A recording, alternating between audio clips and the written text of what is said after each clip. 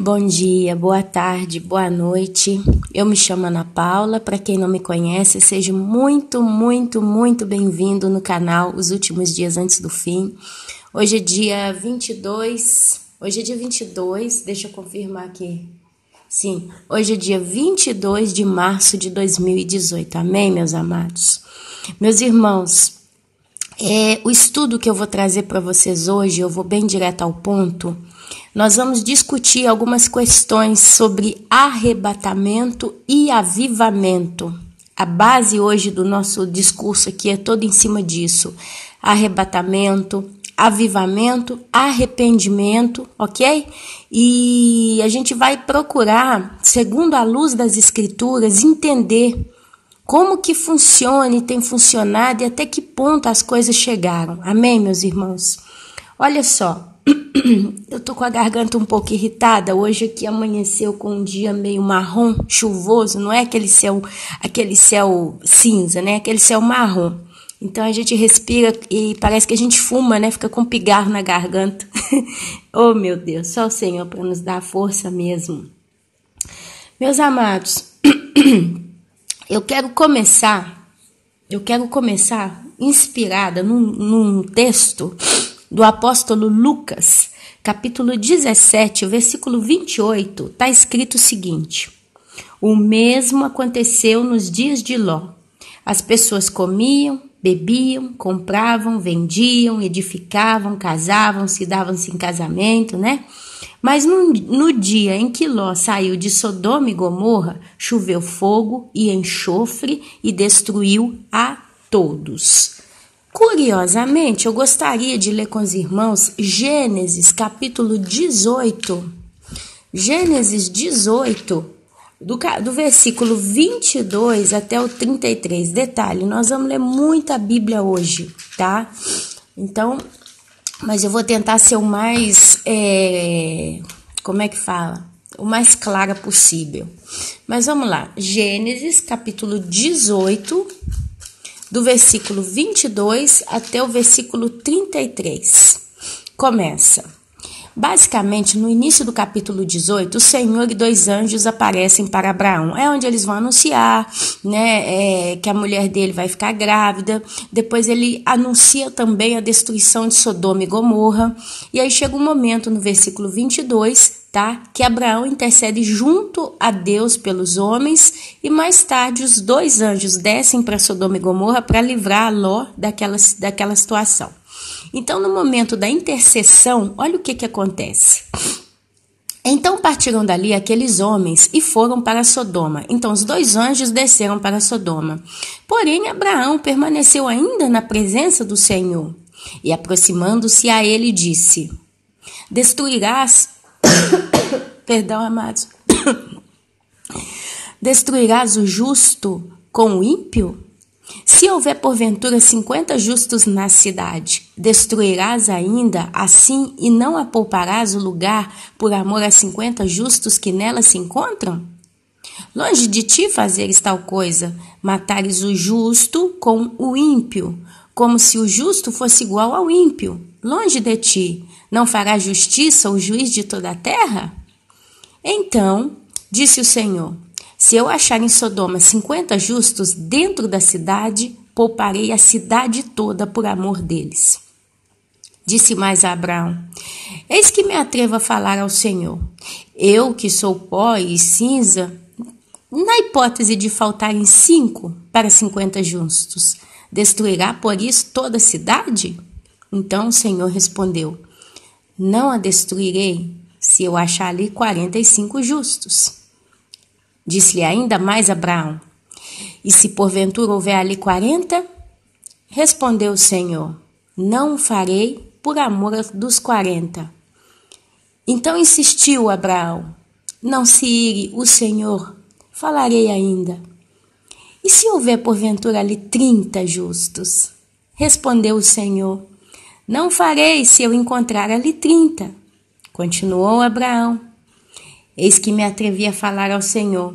E se porventura ali houver 20? Respondeu o Senhor: não a destruirei por amor dos 20. E disse ainda Abraão: Senhor, não se ire o Senhor, se lhe falo somente mais esta vez, somente mais esta. E se porventura houver ali 10 justos? Respondeu o Senhor, eu não destruirei Sodoma e Gomorra por amor, então, dos 10 justos. Tendo cessado de falar a Abraão, retirou-se o Senhor e Abraão voltou para o seu lugar.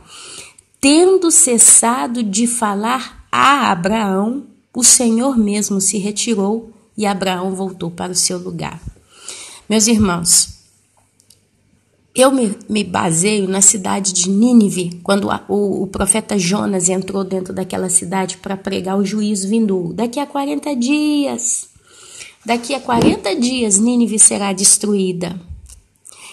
E a palavra de Deus diz que em Nínive haviam 120 mil habitantes, fora mulheres e crianças. Então, era mais de 120 mil habitantes naquela cidade. Nínive era considerada uma grande cidade na sua época. Eu acredito, meus amados, com facilidade, que Sodoma e Gomorra deviam de ter mais de 100 mil habitantes, ok? Devia de ter, no mínimo, aí seus 100 mil habitantes. Eu poderia até fazer uma pesquisa para trazer números corretos para os irmãos, mas não vem ao caso.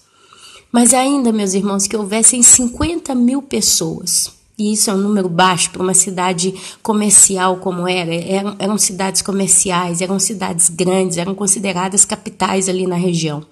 Centros comerciais, pessoas vinham e iam, né? É por isso que Ló ficava sentado nas praças, porque isso era uma tradição dos judeus. Eles se sentavam nas praças, quando chegava estrangeiro, eles se aproximavam para negociar com eles, ok? Então, Ló, quando ele viu os 2 anjos, provavelmente ele, né, reconheceu que aqueles rapazes não eram rapazes de que sabe o que, né? E ele então quis que eles ficassem até na casa dele, foi a história, os hospedou e etc, né? Mas, voltando ao assunto da população de Sodoma e Gomorra, ainda que fossem 50 mil pessoas, mas eu acredito que eram no mínimo seus 100 mil para cima, Deus literalmente não conseguiu achar ali dentro 10 justos para poupar toda a cidade. Para poupar toda a cidade. A palavra de Deus se baseia, se a gente lê o Velho Testamento, e vai lendo, a gente vê Deus mandando juízo, sempre com Israel. Deus manda juízo com alguns povos que atacaram Israel. E a gente vê que Deus se baseia na justiça, o coração justo do homem. Como normalmente Deus não encontra nos exemplos bíblicos, né? Quando ele manda juízo, quando ele não encontra ninguém justo, ele manda o juízo. Quando ele vê que ninguém se arrepende, ele manda o juízo. O juiz de Deus, ele é sempre decretado, porque Deus não encontra nenhum justo, nenhum só sequer. Vocês veem que Deus manda buscar Ló, né? Os anjos vão lá, buscam Ló, e no final do frigir dos ovos, 3 pessoas só que escapam, Ló e suas 2 filhas. E a Bíblia fala que a alma de Ló estava afligida dentro de Sodoma e Gomorra. Então a gente vê aí como que a coisa, meus irmãos, é peculiar, né? É um evento realmente particular. Normalmente, meus irmãos, quando a gente vai lendo os textos bíblicos, quando Deus manda juízo, antes que o juízo chegasse, Deus sempre pediu arrependimento para o povo. Isso é uma base bíblica que a gente lê em todos os livros. Toda vez que tem um juízo, toda vez que tem uma coisa, né, que Deus está para descer a mão dele, para corrigir, para castigar, digamos assim, antes ele manda seus profetas, seus atalaias gritarem ao povo para pedir arrependimento. Sodoma e Gomorra não teve pedido de arrependimento, mas Deus foi lá, né? Como não tinha nenhum justo, ninguém ali que salvasse, Deus mandou salvar Ló e sua família. Eu comecei lendo esse texto e eu vou terminar falando dessa base aqui que esse texto nos mostra. Mas eu quero não ficar só na minha boca, eu quero ler com os irmãos lá no livro de Joel, capítulo 1, do 13 a 14, pequenininho, mas eu já aconselho de antemão aos irmãos de assim que possível, leiam todo o livro de Joel, porque realmente é algo muito importante para nós. Se a gente ler lá em Joel, capítulo 1, do 13 ao 14, a gente vai ver exatamente esse quadro aqui, de Deus pedindo arrependimento para o povo. Olha só.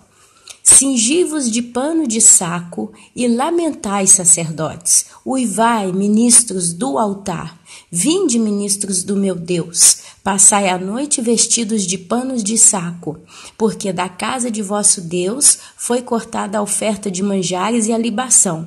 Promulgai um santo jejum. Convocai uma assembleia solene, congregai os anciãos, todos os moradores desta terra, para a casa do Senhor vosso Deus, e clamai ao Senhor. Então você vê aqui um exemplo de Deus pedindo arrependimento. Isso aqui, no livro de Joel, o capítulo 1, ele descreve um juízo que veio sobre o povo que estava pecando, o povo estava aprontando demais, tá? Então o que aconteceu? Deus mandou enxames de gafanhotos devorarem a terra. E eles chegavam, meus irmãos, a ser tão grandes que obscureciam a luz do sol por horas e horas. Para vocês terem ideias, os gafanhotos comiam toda a plantação e as suas larvas comiam as plantas novas. E Joel, meus amados, sabia que aquilo ali era um juízo de Deus. Se você for lá em Deuteronômio, capítulo 28, versículo 42, vocês vão lá, vão ver sobre o dia do Senhor. Era o dia do Senhor acertar conta com o povo de Israel, tá? E normalmente, quando a gente vê a expressão o dia do Senhor, geralmente se refere ao final dos tempos e a castigos terríveis de Deus para com um certo povo. Então, quando a gente vai lá na história de Sodoma e Gomorra, para eles foi o dia do Senhor, porque Deus mandou fogo, fulminou tudo, acabou com tudo, porque Deus mandou o castigo, matou todo mundo, porque não tinha ninguém que era justo ali dentro. Então existem na história vários momentos do dia do Senhor que foi marcado com povos, com o povo de Israel, com o povo de Sodoma e Gomorra, com os próprios babilônicos e por aí foi, né? Teve um império que destruiu ao outro e perdeu daqui, perdeu dali e ainda vão ter vários dias do Senhor com certas nações, né? Tiveram ali. Agora, chega um ponto na humanidade que existe o dia do Senhor, que é o dia do Senhor que ele vai tratar com todo o planeta Terra, com todas as nações, incluindo Israel. Amém? Então, só para ficar claro aqui. Então, o livro de Joel, ele trabalha em torno dessa situação que ele vivia ali naquela época, mas quando a gente vai lendo Joel, a gente começa a perceber que Deus ele já está usando aquela situação que o povo em si já tinha se estragado, digamos assim, Deus mandou o dia dele, chegou para aquele povo em particular. Deus ali já usou daquela situação através da boca do profeta para profetizar também para o final dos tempos, a ponto que se você chega em Joel capítulo 3, você vai ver praticamente a descrição do milênio, se eu não me engano. Mas vamos com calma que a gente chega lá. Agora, a gente está falando aqui no Velho Testamento, nós estamos falando aqui para o povo judeu até então, né? Nós estamos vendo aqui esse nível de conversa. Mas e a igreja? Deus pede arrependimento para a igreja? A Bíblia diz que Deus é o mesmo, hoje, ontem e sempre. Então vamos ler lá Apocalipse capítulo 3, do 14 até o 21. Apocalipse 3, 14 até o 21. Esse texto ele é direcionado à carta à igreja em Laodiceia. Ao anjo da igreja em Laodiceia escreve: essas coisas diz o amém. A palavra amém na Bíblia significa assim seja. Então eu poderia dizer, essas coisas diz o assim seja, né? A testemunha fiel e verdadeira, o princípio da criação de Deus. Conheça as tuas obras, que nem és frio nem quente. Quem dera fosses frio ou quente. Assim, porque és morno e nem és quente nem frio, estou a ponto de vomitar-te da minha boca. Pois dizes, estou rico e abastado, e não preciso de coisa alguma, e nem sabes que tu és infeliz. Sim, tu és miserável, pobre, cego e nu. Aconselho-te que de mim compres ouro refinado pelo fogo para te enriqueceres, vestiduras brancas para te vestires, a fim de que não seja manifesta a vergonha da tua nudez, e colírio para ungires os olhos, a fim de que vejas. Eu repreendo e disciplino a quantos amo. Sê, pois, zeloso e arrepende-te. Eis que estou à porta e bato. Se alguém ouvir a minha voz e abrir a porta, entrarei e em sua casa e cearei com ele e ele comigo. Ao vencedor dar-lhe-ei sentar-se comigo no meu trono, assim como também eu venci e me sentei com meu Pai no seu trono. Quem tem ouvidos, ouça o que o Espírito Santo, porque está com E maiúsculo, diz às igrejas. Então você vê aqui basicamente um pedido de Deus para arrependimento. São crentes aqui que acham que estão super bem com a vida cristã, mas estão nus, estão cegos, estão pobres, estão sujos. E aqui o Senhor Jesus chama essas pessoas a comprar colírio dele. Aqui a gente vê Deus pedindo uma igreja, cristãos que venham até ele, venham à fonte e se arrependam, porque aí ele tira, todo o entopo, todo o obstáculo, todo o engano, ele abre os nossos olhos. Lembra de Paulo no caminho de Emaús? Ele primeiro ficou cego com aquela luz, porque a luz o cegou. Cegou do quê? Do velho Paulo. Cegou do quê? Da ignorância. Depois as escamas caem e os olhos de Paulo se abrem. E ali o Jesus Cristo, nosso amado, começa a trazer as revelações para o apóstolo Paulo. Meus irmãos, a gente vê aqui o Senhor Jesus pedindo arrependimento. Se a gente ler Apocalipse 3:3, capítulo 3, versículo 3, olha só o que o Senhor Jesus diz. Aqui já é na igreja em Sardes, mas eu vou ler só um pedacinho. Lembra-te, pois, do que tens recebido e ouvido, guarda e o arrepende-te, porquanto se não vigiares, virei como ladrão, e não conhecerás, de modo algum, em que hora virei contra ti. Jesus literalmente vira para eles e fala: lembra-te, pois, de onde caístes, lembra-te, pois, o que tens recebido, o que você recebe, o que você tem ouvido. Guarda isso, porque senão eu vou vir como ladrão. Se você não se arrepender, você vai ter a surpresa de que eu virei como um ladrão e você de modo nenhum saberá em que dia virei. Meus irmãos, tem, desculpa a expressão, bacias e bacias de crentes, homens e mulheres, que receberam um evangelho verdadeiro, que receberam uma revelação direta do Espírito Santo na vida deles, e eles tiveram a convicção de que aquilo que eles receberam era o correto.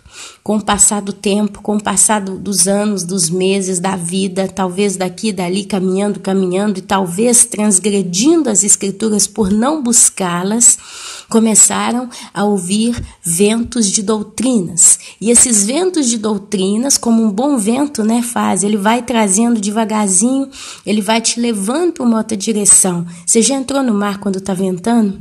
Diz que não é bom entrar no mar quando ele está agitado, quando está ventando. Por quê? Porque às vezes você entra num lugar, você está parado num ponto. Quando você assusta, você já está lá do outro lado, porque a corrente ela vai te arrastando, você nem percebe.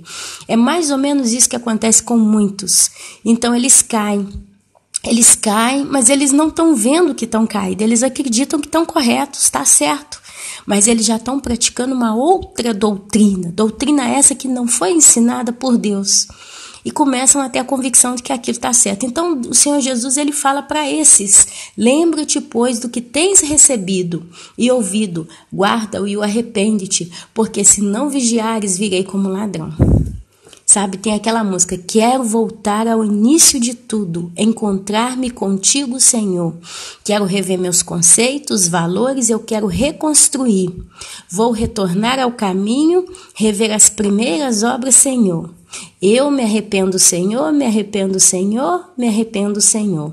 Aí continua: eu quero voltar ao primeiro amor. Ao primeiro amor eu quero voltar a Deus. Presta atenção. Ana Paula, como que eu posso saber se por acaso eu estou fora da palavra correta? A primeira coisa que acontece, se a pessoa ainda tem um coração contrito, um coração humilde sempre, porque tem muita gente de coração duro, tem gente que tem o próprio caráter duro, então eles não têm essa tristeza no coração. Mas tem a maioria, basta bater um pouco de papo com alguns, a gente vê que a maioria fala, eu tenho andado triste, e eu não sei porque eu estou triste. Eu estou indo na igreja, normalmente vamos falar assim uma conversa mais básica de crente, né? Porque a maioria refere que tem ido à igreja. Eu tenho ido à igreja, eu tenho orado, eu estou participando tudo certinho, eu estou procurando viver uma vida certa, mas eu tenho andado muito triste, eu não consigo saber o que eu estou fazendo. E se você continuar conversando um pouco com essa pessoa, você pergunta, mas você tem lido a Bíblia? Sim. Como que você lê a Bíblia? Quando eu vou na igreja, eu leio com o pastor, de vez em quando em casa eu abro o salmo tal, eu leio um texto aqui, outro acolá, mas você leu a Bíblia toda? Não.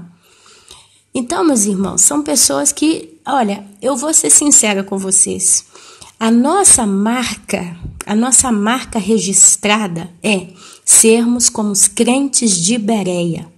O crente genuíno, ainda que ele está vindo agora para o Senhor, a tendência é ele sempre se inclinar em ler todas as escrituras, Gênesis até Apocalipse.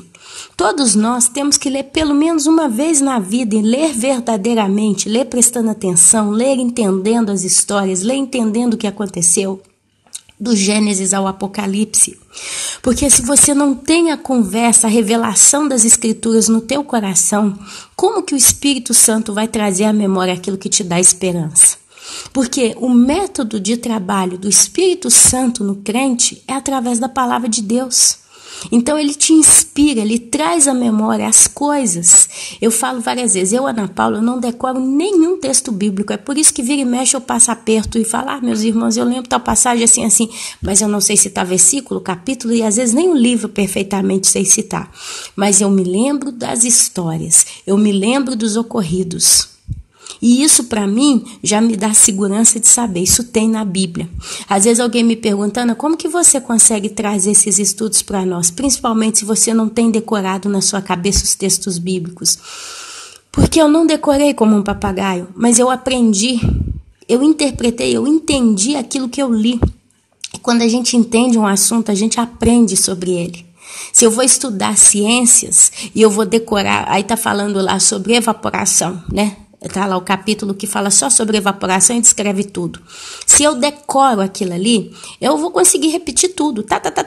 Mas se alguém começa a me perguntar sobre aquele assunto, eu não vou saber responder nada. Por quê?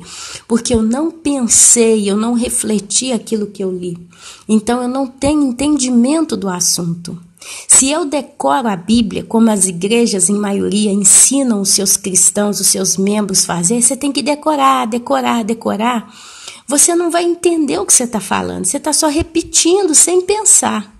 Então, nós temos que ler a Bíblia entendendo, compreendendo, aprendendo, entendendo as histórias que a Bíblia te traz. Porque senão, meus irmãos, a gente vai ser como um papagaio, vai só repetir sem pensar. Então, os crentes de Bereia, o que eles faziam? Eles estudavam as Escrituras, eles refletiam aquilo que eles ouviam em cima das Escrituras. E aí sim, o Espírito Santo traz à memória aquilo que te dá esperança. Então, um dos sinais que normalmente os crentes que estão fora da palavra começam a ter é a tristeza. Eles não entendem por quê, mas é por quê? Porque eles estão indo numa igreja e às vezes o pastor está pregando besteira, mas eles não têm discernimento para entender que aquilo ali que ele está falando não é bíblico. E o Espírito Santo, sim, o Espírito Santo sabe que aquilo ali não vem de Deus, não é uma palavra limpa. Então o Espírito Santo se entristece. E nós, como estamos dentro, né, com ele, uma só coisa, o Espírito Santo habita em nós, o nosso espírito sente a tristeza do Espírito Santo. Então isso é uma campainha de alarme, nem sempre é porque a pessoa própria dita está em pecado, às vezes a pessoa não está em pecado, mas ela também está na ignorância. Então ela às vezes não tá prostituindo, não está mentindo, não está roubando, não está fazendo nada, ela está indo na igreja, só que ela escuta aquilo ali e ela fica triste.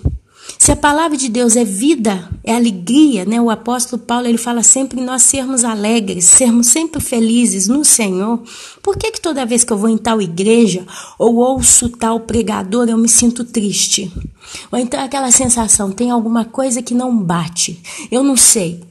Eu gosto desse pastor, eu sempre ouvi as pregações deles, tem muito no YouTube, né?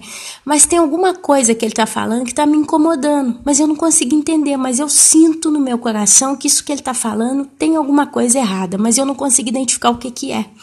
Então isso, meus irmãos, são pontos de sensibilidade do próprio Espírito Santo advertindo a gente. Então a gente tem que pegar aquilo que o pastor está falando, voltar para a nossa casa com aquele texto bíblico, com aquela mensagem e examinar nas Escrituras. Será que tem sentido isso que está sendo dito? Sim ou não? Então, meus amados, um dos grandes sinais de quem está sendo levado, arrastado pelas correntezas das falsas doutrinas, é a tristeza no coração. Um segundo sinal que eu particularmente observei pessoalmente em muitas pessoas queridas é que essas pessoas, enquanto elas estão no caminho certo com o Senhor, elas estão alegres, fervorosas com as coisas de Deus, elas oram, elas querem ler a Bíblia, elas querem escutar coisas boas, elas estão realmente vivendo um momento de comunhão com o Senhor. Mas quando elas vão sendo levadas por doutrinas enganosas, e olha que tem doutrina muito sutil por aí, o que acontece? Essas pessoas, elas começam a se esfriar, porque o Espírito Santo já não está mais falando e sendo escutado dentro delas. Tem um momento que pessoas, elas vão ficando tristes, elas não percebem que começam a ficarem desleixadas com as coisas de Deus, elas acham que é por falta de tempo, porque apareceu um trabalho, porque apareceu um filho na minha casa que eu tenho que dar atenção para ele, porque aparece um projeto novo, quer dizer, vem mais ou menos uma espécie de uma confusão na vida da pessoa. E ela acha que é a falta do tempo dela que não está deixando ela estar bem. Mas assim que passar esse momento, essas férias, que a minha família está aqui, nós estamos viajando, eu vou voltar para casa e vai voltar tudo ao normal. Só que essa pessoa chega num ponto que ela está tão arrastada pela correnteza da falsa doutrina que ela perde a vontade de ler Bíblia, a vontade de orar, a vontade de estar literalmente em comunhão com quem está em comunhão com Deus.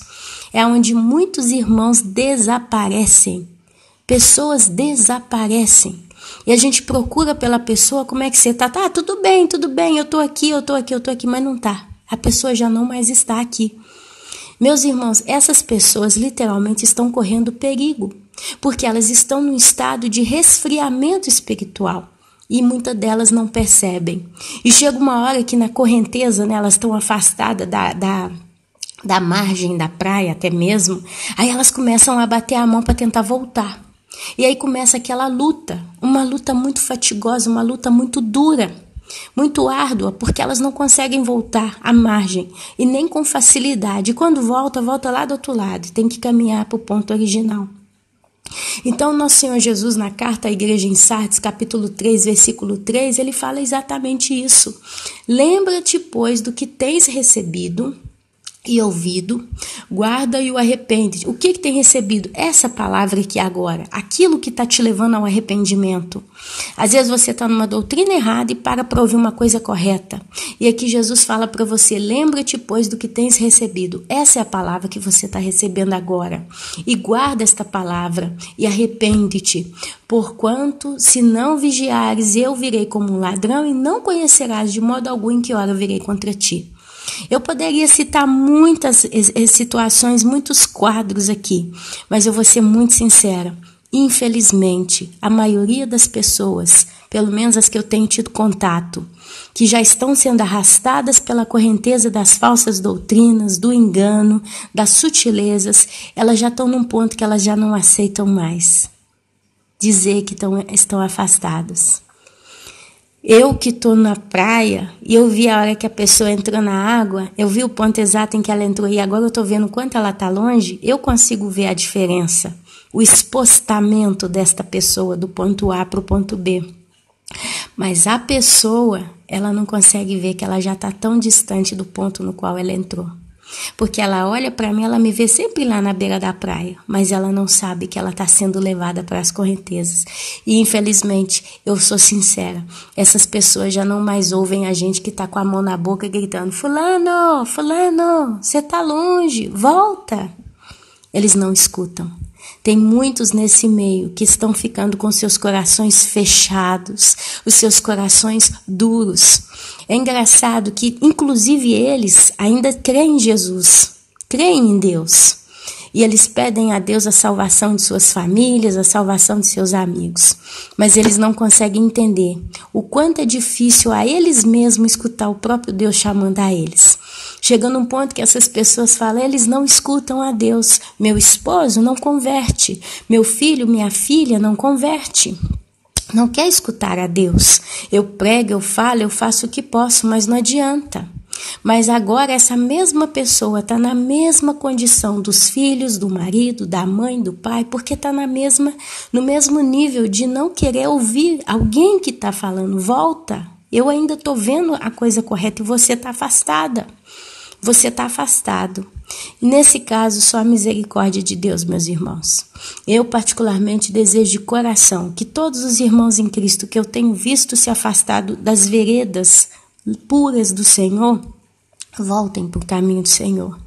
Eu não sei como é que vão fazer. Eu não sei se eu vou voltar a ter essas pessoas em harmonia, né? Naquela mesma harmonia que a gente tinha desde o início. Eu espero que voltem. Mas é aquela coisa, né? Vão se afastando pelos ventos de doutrina. E vão se batendo de frente com muita gente pregando besteira por aí e acha que tá bom, que é isso mesmo. E começam até a duvidar do arrebatamento pré-tribulacionista. Eu tenho visto isso também. Mas são outros assuntos, né? Que senão aqui a gente vai... Se eu começar a entrar demais nesses detalhes aqui, vai acabar que eu não consigo continuar com a palavra que o Senhor está trazendo aqui para nós hoje. Um outro exemplo, meus irmãos... Um outro exemplo de pedido de arrependimento, eu quero ler com vocês 1 Tessalonicenses, capítulo 5, versículo 4. Olha o que o apóstolo Paulo fala. 1 Tessalonicenses 5, 4. E eu vou ler só o 4. Paulo descreve o seguinte: mas vós, irmãos, não estáis em trevas para que este dia... como ladrão vos apanhe de surpresa. Curiosamente, a gente leu lá em Apocalipse 3:3 que Jesus fala para a gente voltar, né, às veredas antigas, ver o que tem recebido, arrepender, senão ele vem como um ladrão e você de modo nenhum vai saber em que dia ele vem. E aqui o apóstolo Paulo, em 1 Tessalonicenses 5:4 diz: mas vós, irmãos, já não estáis em trevas para que aquele dia vos apanhe como um ladrão. Ai, eu tô ficando cansada hoje. Oh, Senhor, dá-me lá força. Olha só.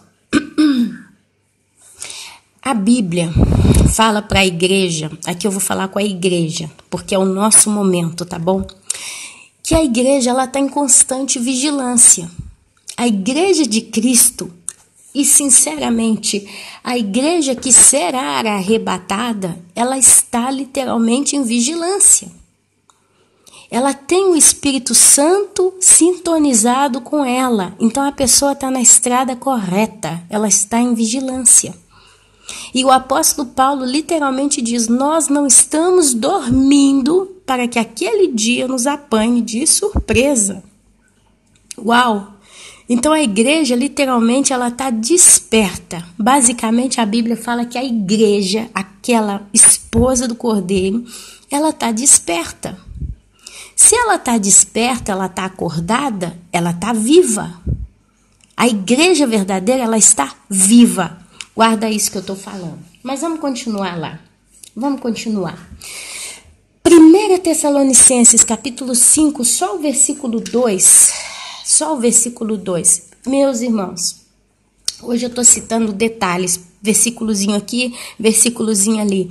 Mas são versículos que dão a entender o recado. É pedido de arrependimento, é pedido para lembrar da vereda da palavra verdadeira, tá bom? Eu não estou aqui mexendo, tirando contexto de nenhum texto. Eu estou só trazendo os alertas. O que acontece se a pessoa não se arrepende, ok? Vai chegar um momento que nós vamos ler bastante coisa aqui, mas vamos com calma. 1 Tessalonicenses 5:2 diz... 1 Tessalonicenses 5:2 diz: porque vós mesmos sabeis que o dia do Senhor virá como ladrão da noite. Eu vou ler lá na Bíblia, ó, irmãos, relativamente aos tempos e às épocas, não há necessidade de que eu, Paulo, vos escreva, pois vós mesmos estáis inteirados com precisão de que o dia do Senhor vem como ladrão da noite. Uma outra coisa que eu quero chamar a atenção para os irmãos. Quando a gente vê o apóstolo Paulo, ele é o apóstolo que recebeu a revelação dos últimos dias. Ele é o apóstolo que recebeu as revelações de como que Deus vai tratar com a igreja de Cristo. E ele fala muito do dia do Senhor. Só que se você começa a folhear a Bíblia e ler bastante, você vai encontrar muitos a expressão o dia do Senhor, o dia do Senhor, o dia do Senhor. Lá em Joel, lá em Isaías, em Zacarias, nós vemos a descrição de como será o dia do Senhor. Normalmente, como é o dia do Senhor? Como foi o dia do Senhor em certos momentos no passado, no Velho Testamento? Mas aqui a gente vê a descrição de como será o dia do Senhor. E olha que o apóstolo Paulo em Tessalônica estava falando com judeu. Eu acredito que são... Porque os primeiros cristãos, né, a maioria era judeu, e eles conheciam os profetas. E Paulo, ele simplesmente fala aqui que eles, já relativamente aos tempos e às épocas, isso me lembra muito Mateus capítulo 24, quando começa a descrever o princípio das dores, a tribulação, a grande tribulação, a vinda do Senhor. Descreve todo o processo, antes da grande tribulação, a grande tribulação como um todo e o dia do Senhor, né? Então aqui isso me lembra muito, nós já estamos inteirados com os tempos e as épocas, não tem necessidade que ele vos escreva, quer dizer, Paulo simplesmente diz, eu não preciso explicar para vocês como serão os tempos e as épocas quando estiver próximo a vinda, o dia do Senhor, pois vós mesmos estáis inteirados com precisão de que esse dia vai vir como um ladrão da noite. Curiosamente, meus irmãos, a Bíblia fala, quando disserem paz e segurança, aqueles que estão dizendo, lhes sobrevirá repentina destruição. Tem aquela passagem bíblica que diz, se o pai de família soubesse a que hora viria o ladrão, ele vigiaria. E Paulo em 1 Tessalonicenses 5:4 diz, mas vós não estáis em trevas para que aquele dia, o dia do Senhor, que ele está se referindo, vos apanha, vos surpreenda como um ladrão. Então, o que eu quero dizer com isso? Um dos textos que a gente mais vê é dia do Senhor. É como se a Bíblia quisesse nos alertar a ficarmos atentos e precavidos para não entrarmos naquele terrível dia. É como se a Bíblia estivesse sempre sinalizando, olha, o dia do Senhor, toma cuidado, ó, o dia do Senhor, ele vai vir como um ladrão para quem não estiver preparado, para quem não estiver vigiando. Ora, meus irmãos, se a Bíblia alerta quanto a esse dia terrível, e ela garante, eu estou tentando cruzar a perna aqui que eu estou sentindo frio no pé, ela garante que quem está vigiando não vai entrar no dia do Senhor, não consigo cruzar as duas pernas não, uma de cada vez, ela garante isso, é porque vai ter um evento que vai retirar aqueles que estão vigiando antes que o dia do Senhor chegue.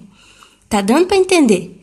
Se o apóstolo Paulo diz que nós não estamos nas trevas para que aquele dia me apanhe de surpresa, significa que antes que venha o dia do Senhor, o Senhor vai retirar os seus daquele dia. Porque, lembra lá a história de Ló? Quando Abraão fala para Deus, longe de ti punir, castigar o justo junto com o ímpio. Longe de ti, quer dizer, passa longe da cabeça de Deus, é próprio uma hipótese improvável de Deus castigar, punir o justo junto com o ímpio. Vocês lembram lá? Eu li Gênesis lá no início do estudo. Então, meus amados, e o arrebatamento então? Quando vem? no meio dessa história toda, vamos entrar no discurso do arrebatamento. Por quê? Se Deus me alerta muito do dia do Senhor, toda a Bíblia fala do dia do Senhor. É a bandeira vermelha lá naquele mar. Então, meus irmãos, o arrebatamento só pode ser o arrebatamento a forma como Deus vai livrar o povo do dia do Senhor. Mas vamos com calma, vamos ler 2 extraordinários textos que falam exatamente sobre o arrebatamento próprio dito. O primeiro texto que eu quero ler com os irmãos é 1 Tessalonicenses, capítulo 4, do 13 ao 18. Eu vou ler ele todinho, tá? Que é o primeiro texto que vai falar. O apóstolo Paulo, falando ao povo em Tessalônica, a igreja em Tessalônica, ele diz: Não queremos, porém, irmãos, que sejais ignorantes com respeito aos que dormem, para não vos entristecerdes como os demais, que não têm esperança. Pois se cremos que Jesus morreu e ressuscitou, assim também Deus, mediante Jesus, trará em sua companhia os que dormem. Ora, ainda vos declaramos por palavra do Senhor isto: nós, os vivos, os que ficarmos até a vinda do Senhor, de modo algum precederemos os que dormem. Porquanto o Senhor mesmo, dada a sua palavra de ordem, ouvida a voz do arcanjo e ressoada a trombeta de Deus, descerá dos céus, e os mortos em Cristo ressuscitarão primeiro. Depois nós, os vivos, os que ficarmos, seremos arrebatados. O termo aqui é a palavra arpasos, que significa tirados com força, juntamente com eles, entre as nuvens. Então aqui você vê o movimento da subida dos santos, vai ir para o céu, vai passar por entre as nuvens, para o encontro do Senhor nos ares, e assim estaremos para sempre com o Senhor. Consolai-vos, pois, uns aos outros com essas palavras.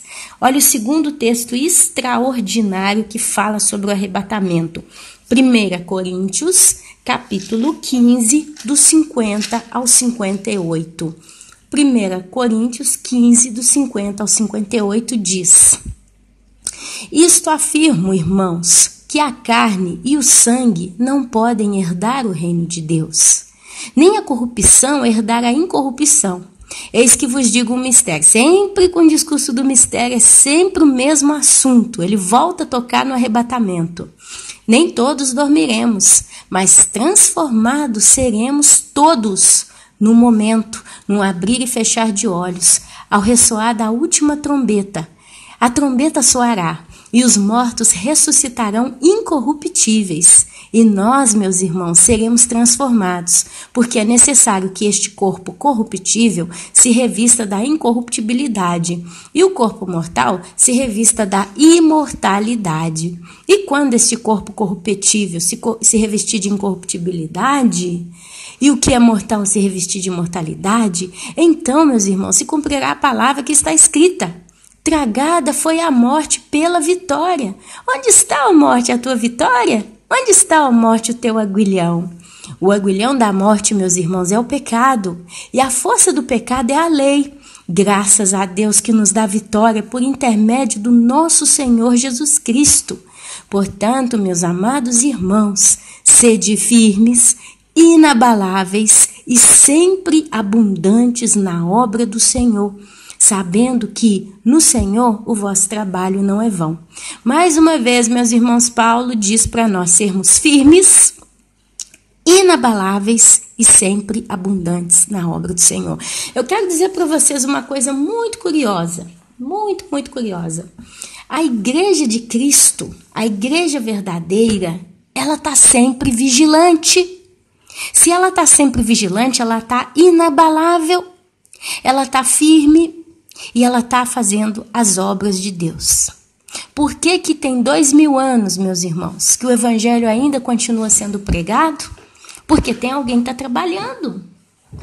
O trabalho da igreja, ele nunca parou. Até aqui ele tem funcionado. Significa, meus irmãos, e eu estou dando só indícios, que a igreja de Cristo, a igreja verdadeira, ela está viva. Ela está viva. Vocês querem saber mais? Vão lá comigo em 2 Tessalonicenses, capítulo 2, versículo 15. Só o versículo 15. Está escrito o seguinte. Ai, deixa eu respirar aqui que o fôlego começa a ir embora. 2 Tessalonicenses, capítulo 2, versículo 15, o apóstolo Paulo disse: assim, pois, irmãos, permanecei firmes e guardai as tradições que vos foram ensinadas, seja por palavra, seja por epístola nossa. O que é O que é a tradição ensinada para a igreja por palavra e por epístola, no caso nossa? O que significa? Quem é que pregou os evangelhos? Os apóstolos. Por isso que ele disse epístola nossa, porque Deus revelou para os 12 discípulos, digamos assim, né? Para os seus discípulos, Deus revelou, Jesus revelou o evangelho. E eles então depois escrevem, né, toda a Bíblia. A gente hoje tem a epístola, hoje a gente tem a Bíblia. Então, está falando de uma tradição que nós temos aprendido nas escrituras pelas epístolas. E o que é por palavra? A pregação do evangelho. Aqui, Paulo está escrevendo cartas e cartas, mas teve eventos em que ele esteve pessoalmente no meio desse povo e falava com eles. Paulo pregava como um pastor como uma igreja. Então é a palavra, e ele era extremamente usado pelo Espírito Santo. Quando Paulo pregava, meus irmãos, eu não consigo imaginar o que devia acontecer, né? Então, meus amados, a gente vê sempre 2 alertas agora. Agora eu não ponho um para a igreja. Agora a gente vê 2 alertas. O primeiro alerta é o tal do dia do Senhor. Assim como ele veio no Velho Testamento para quem passou por ele, ele vai vir também num período em que não tem só judeu debaixo da mão de Deus, mas tem também os chamados gentios.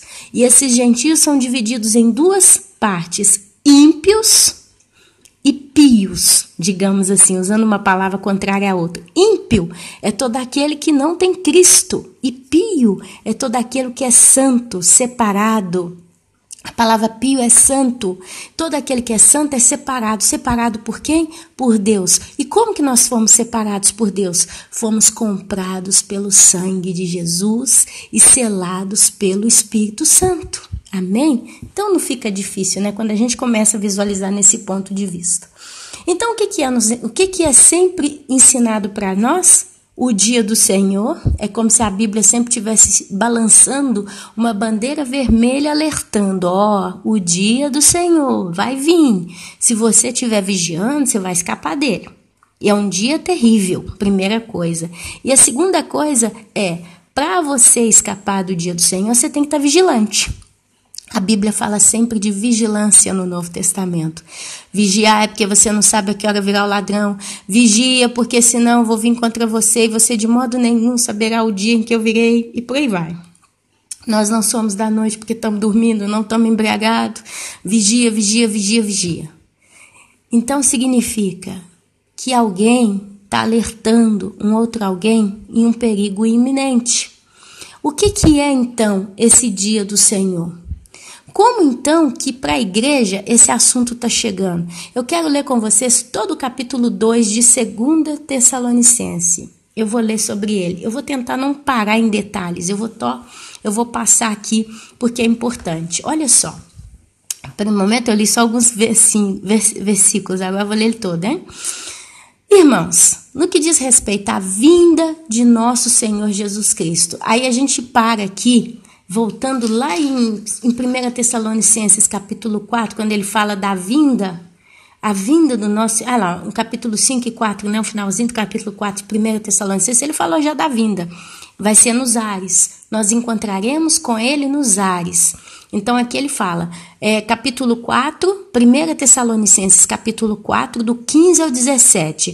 Irmãos, no que diz respeito à vinda de nosso Senhor Jesus Cristo e a nossa reunião com ele, ele falou lá no 1 Tessalonicenses, capítulo 4, do 15 ao 17. Eu não vou voltar atrás porque a gente já leu. Nós vos exortamos. O que é exortar? Exortar é chamar a atenção de modo bem enfático, tá? Nós vos exortamos a que não vos demovais da vossa mente com facilidade.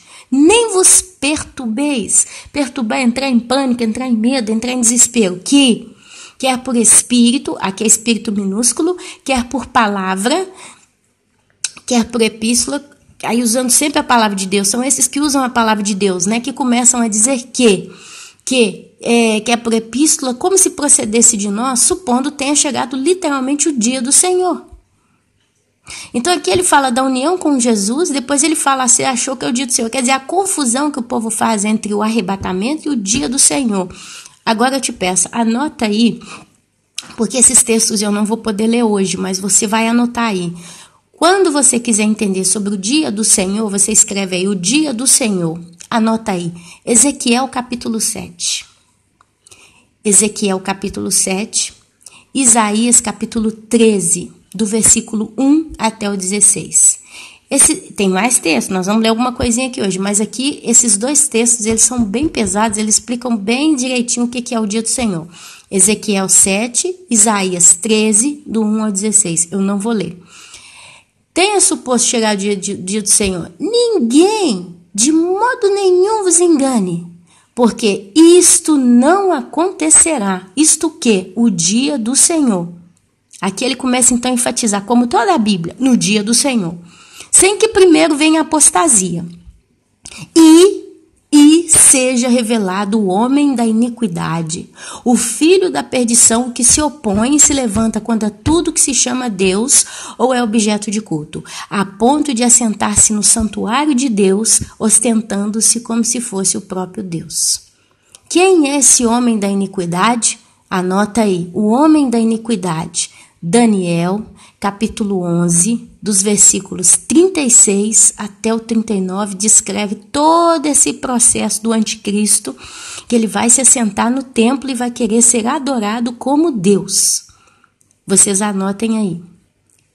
Deus quer que se construa o terceiro templo, não que Deus fale isso, porque o templo de Deus somos nós. E toda uma outra história. Quer dizer, Deus vai para a direita, Satanás vai para a esquerda, ok?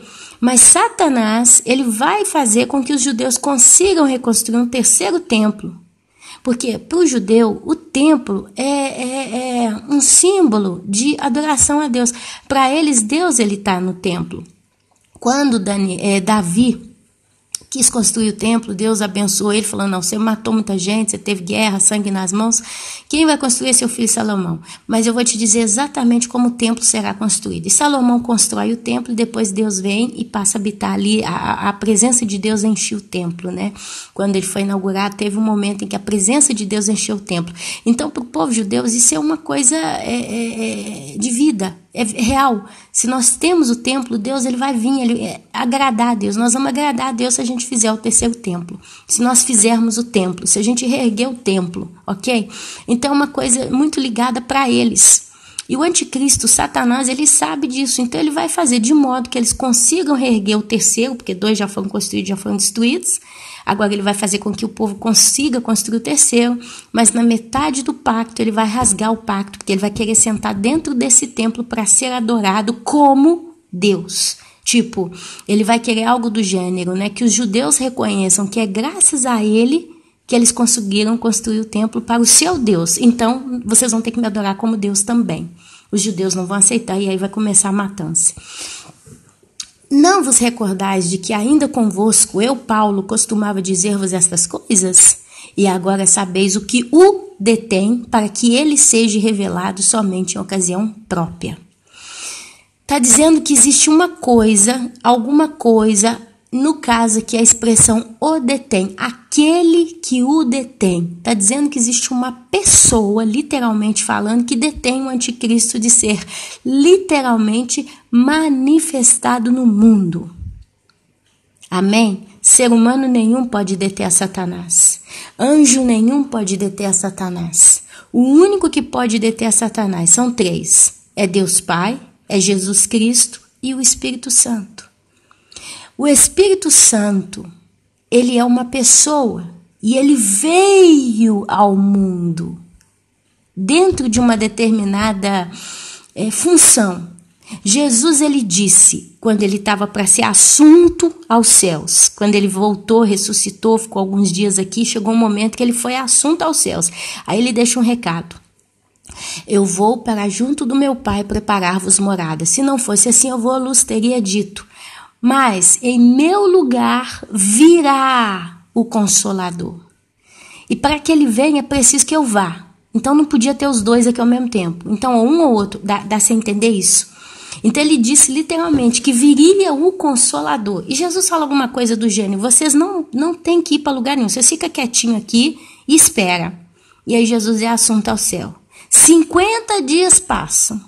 Um belo dia estão os apóstolos, toda a igreja reunida ali num lugar, numa casa, provavelmente num pequeno prédio, numa pequena construção.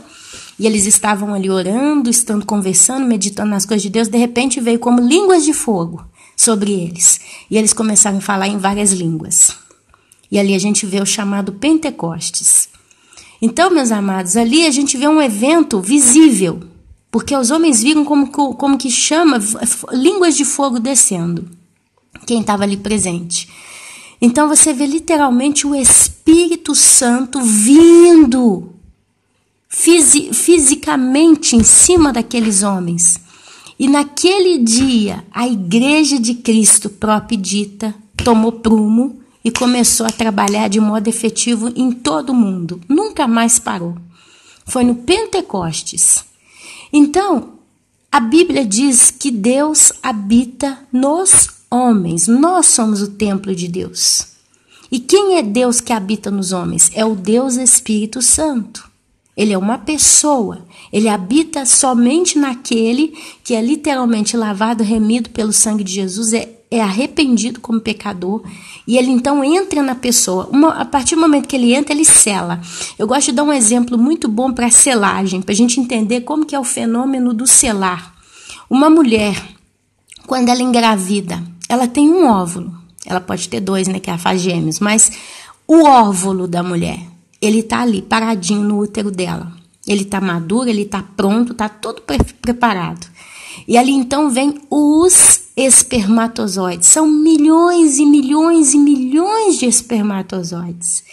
E a ciência conta que o óvulo é um só, ele está ali paradinho. E ali todos os espermatozoides chegam em torno do óvulo e eles começam a tentar furar o óvulo para entrar dentro dele.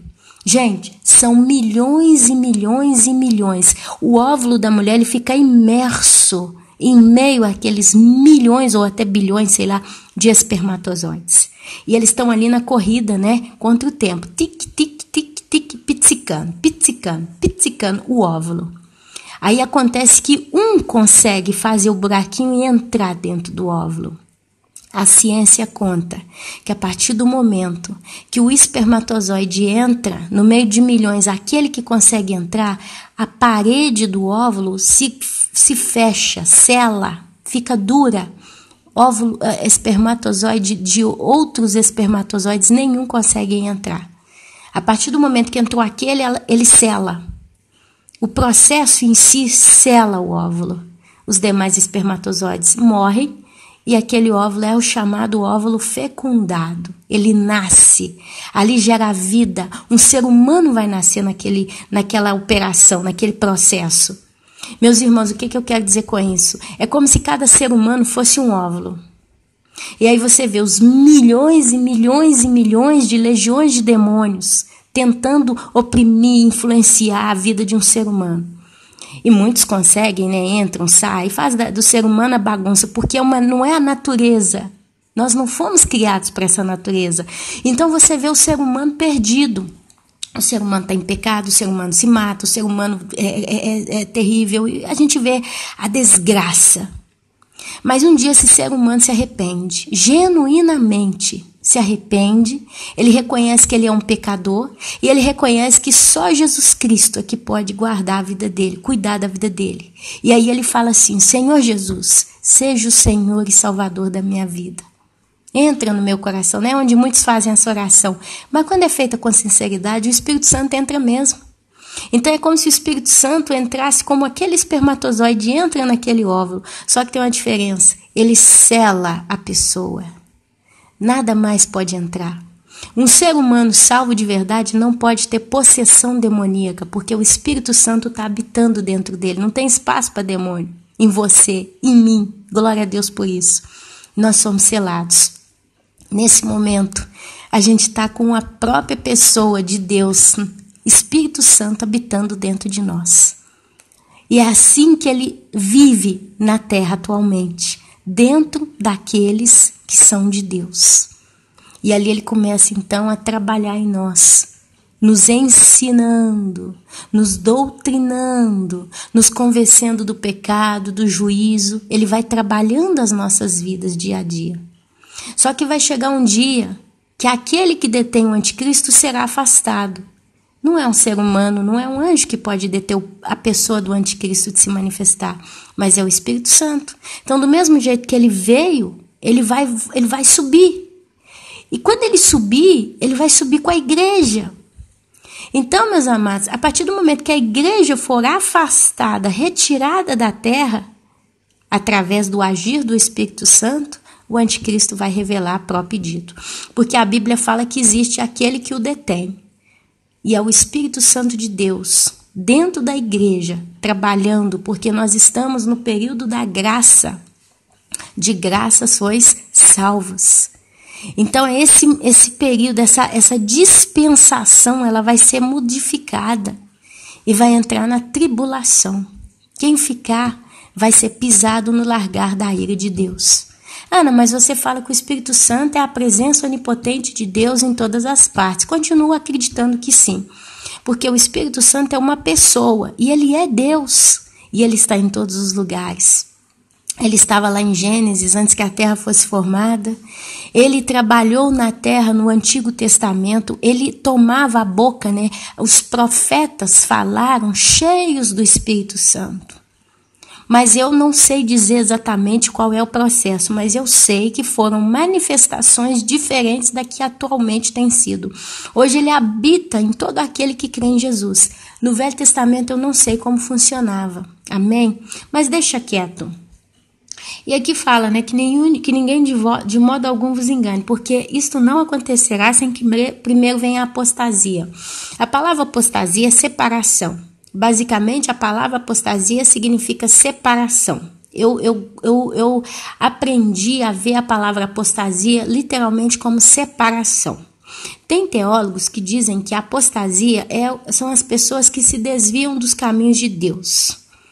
Então, eles batem nessa tecla aí. A apostasia é quem desviou dos caminhos de Deus. E já estão tendo também teólogos que dizem que a apostasia é a separação da igreja da terra. Mas se a gente parar para analisar, o termo cabe para os dois. Por quê? Porque nos últimos dias, meus irmãos, a gente tem visto o amor se esfriando. A gente tem visto aqueles que se dizem falar de Deus e seguir a Deus e servir a Deus, se apostatando dos caminhos do Senhor, se separando, criando novas doutrinas. E a gente tem visto o engano por todos os lados. Então, é um tipo de apostasia, é um tipo de separação. Né? Saiu do caminho justo para entrar no caminho do mal. Agora, como que eu poderia aplicar a apostasia para a igreja de Cristo como o arrebatamento? Quer dizer, é literalmente a separação da igreja da terra. É Deus retirando, separando, né? Desviando a igreja do caminho da terra, da vida convencional, levando ela para o céu.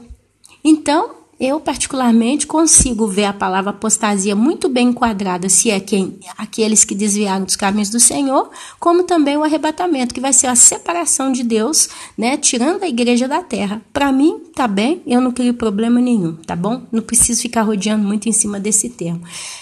Mas, continuando, a leitura do capítulo 2 começa a falar agora do caráter do anticristo. Aqui Paulo continua reforçando, olha só, com efeito, o mistério da iniquidade já opera. Já no tempo do apóstolo Paulo, 2000 anos atrás, o caráter da iniquidade aqui, o ministério dele já opera. Quer dizer, as coisas más de Satanás já estão sendo feitas desde a época dos apóstolos, mas já desde o início da criação. Quando Adão e Eva pecou, Satanás já começou a agir na terra.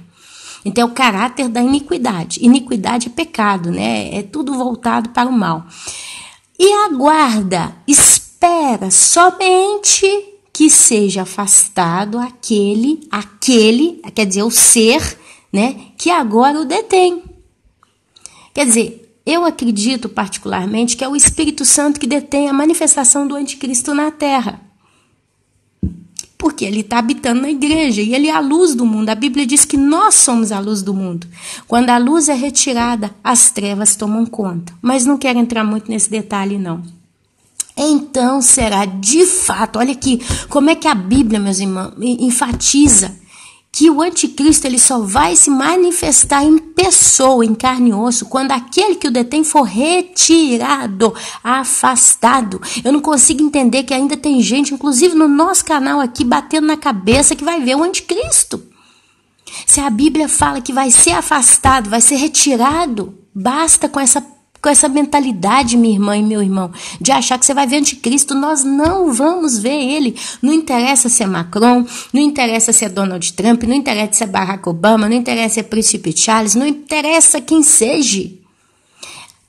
Quem é esse homem? Nós não vamos ver ele aqui, em carne e osso, olho no olho, lá na televisão. Talvez a gente vai saber quem é ele no céu. Aí nós vamos matar a curiosidade. Ah, era aquele ali. Mas nós vamos ser afastados, porque o Espírito Santo vai nos levar com ele. Então será de fato revelado. E aqui ele continua, né? A quem, para não ficar dúvida que é o anticristo, a quem o Senhor Jesus matará com o sopro da sua boca. Está lá em Isaías, capítulo 11, versículo 4. A descrição de que ele vai ser morto pelo sopro da boca de Jesus. E esse afastamento aqui daquele que agora o detém, se você quiser anotar, está lá em Isaías, capítulo 26, do versículo 20 ao 21. A prova bíblica. Será afastado aquele que agora o detém, né? Isaías 26, 20 e 21. E a morte dele pelo sopro da boca de Jesus está lá em Isaías, capítulo 11, versículo 4. Eu não vou ler.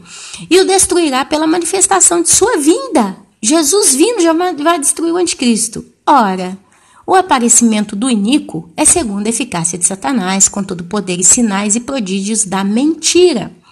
E com todo engano de injustiça aos que perecem. Aqui Paulo faz uma outra afirmação do porquê, de para quem que ele vem. Para aqueles que estão perecendo. E você insiste comigo que você vai ver o anticristo. Então você está perecendo, minha amada e meu amado. Se você tiver que ver ele é porque você está perecendo. Porque não acolheram o amor da verdade para serem salvos. Olha só como é que o negócio está escancarado aqui. Se você bate na tecla dizendo que você acha que vai ver o anticristo, então você não acolheu, não está acolhendo o amor da verdade. A Bíblia ainda usa a expressão amor da verdade. Por que amor? Porque Deus ele vai salvar por amor aqueles da mão do anticristo, porque ele vai ser terrível. Gente, a vinda dele na terra vai ser uma coisa terrível, vai ser terrível. E aqueles que estão perecendo vão acreditar nele. É por este motivo, olha que, o quanto que Paulo afirma que a igreja não vai ver o anticristo. É por este motivo, pois, que Deus lhes manda a operação do erro, que é o anticristo, para darem crédito à mentira, a fim de serem julgados todos quantos não deram crédito à verdade. Antes, pelo contrário, deleitaram-se com a injustiça. Aí, se quiser anotar mais uma referência bíblica, vai lá, Mateus, capítulo 24, do 15 ao 28. Ação de graças e exortação. Entretanto, olha aí Paulo, então, voltando ao discurso do chamar a atenção para a vigilância. Entretanto, devemos sempre dar graças a Deus por vós, irmãos amados pelo Senhor, porque Deus vos escolheu desde o princípio da salvação, pela santificação do Espírito Santo, tá? Que tá com E maiúsculo, e fé na verdade, acreditando na verdade, para o que também vos chamou mediante o nosso Evangelho, para alcançardes a glória de nosso Senhor Jesus Cristo. Assim, pois, irmãos, permanecei firmes e guardai as tradições que vos foram ensinadas, seja por palavra, seja por epístola nossa. Ora, o nosso Senhor Jesus Cristo mesmo e Deus, o nosso Pai, que nos amou e nos deu eterna consolação e boa esperança pela graça, consolem o vosso coração e vos confirme em toda boa obra e boa palavra. Se Deus fala que vai consolar, uma pessoa só é consolada, meus amados, ou quando ela está diante de uma tragédia, então ela precisa ser consolada para levantar, ou então quando ela está diante dela, tem uma grande tragédia vindo. Então, isso consola ela, ó, não preocupa não vai te atingir. Então, meus amados, termino descrevendo a manifestação e o domínio do anticristo, o 2 Tessalonicenses capítulo 2. Vemos que então já em 2 Tessalonicenses 2 se fala do dia do Senhor, 2 Tessalonicenses 2:2. Então vamos lá, vamos voltar lá para Joel capítulo 1:15. Olha só, vamos voltar lá. Eu fico querendo voltar, eu fico com medo de perder as referências bíblicas aqui, que é tanto texto que eu arrumo para ler que eu começo a me embrulhar. Mas vamos voltar lá em Joel 1:15. Eu quero ler só o Joel 1:15. Voltemos lá em Joel 1:15. Olha só. Ah, que dia! Porque o dia do Senhor está perto e vem como a assolação do Todo-Poderoso. Se você quiser uma referência mais profunda desse dia do Senhor, anota aí. Isaías capítulo 13, versículo 6 ao 13. Eu não vou conseguir anotar tudo isso aí no vídeo. No vídeo eu tenho só um geral, mas aqui agora no áudio, se você quiser anotar, agora é o momento. Se você quer uma ligação entre Joel 1:15... Aliás, eu vou anotar aqui, já que eu estou com facilidade, você pega Isaías, que eu não vou ler, capítulo 13, do versículo 6 ao 13. Descreve o juízo sobre todo o planeta Terra, tá bom? E aí, meus amados, Joel 2, 1 a 11 também vai falar, tá? Vemos textos ligados aos sinais daqueles dias em diante. Eu, Ana Paula, não vou ler, tá? Eu não vou ler isso aqui agora, porque do 1 a 11 é bastante coisa. Vocês querem que eu leia? O que vocês acham? Vamos ler? Vamos dar uma lidinha? Aí sim, até agora eu não li nada sobre o dia do Senhor, né? Eu tô só dando referência. Depois aqueles irmãos que não têm a paciência de ir lá na Bíblia e ler sozinho vão falar, Ana Paula, você tá dizendo besteira. Eu vou ler sim. Joel 2, 1 a 11, só pra gente ter mais conteúdo bíblico. Vamos encher a nossa cabeça da palavra. Tocai a trombeta em Sião e dai voz de rebate no meu santo monte. Perturbem-se todos os moradores da terra, porque o dia do Senhor vem, já está próximo. Dia de escuridade e de densas trevas, dia de nuvens e negridão, como a alva por sobre os montes. Assim se difunde um povo grande e poderoso, qual desde o tempo antigo nunca houve, nem depois dele haverá pelos anos adiante, de geração em geração. À frente deste povo vai fogo devorador, atrás chama que abrasa. Diante dele, a terra é como o jardim do Éden, mas atrás dele, um deserto assolado. Nada lhe escapa. A sua aparência é como de cavalos e como cavaleiros assim correm.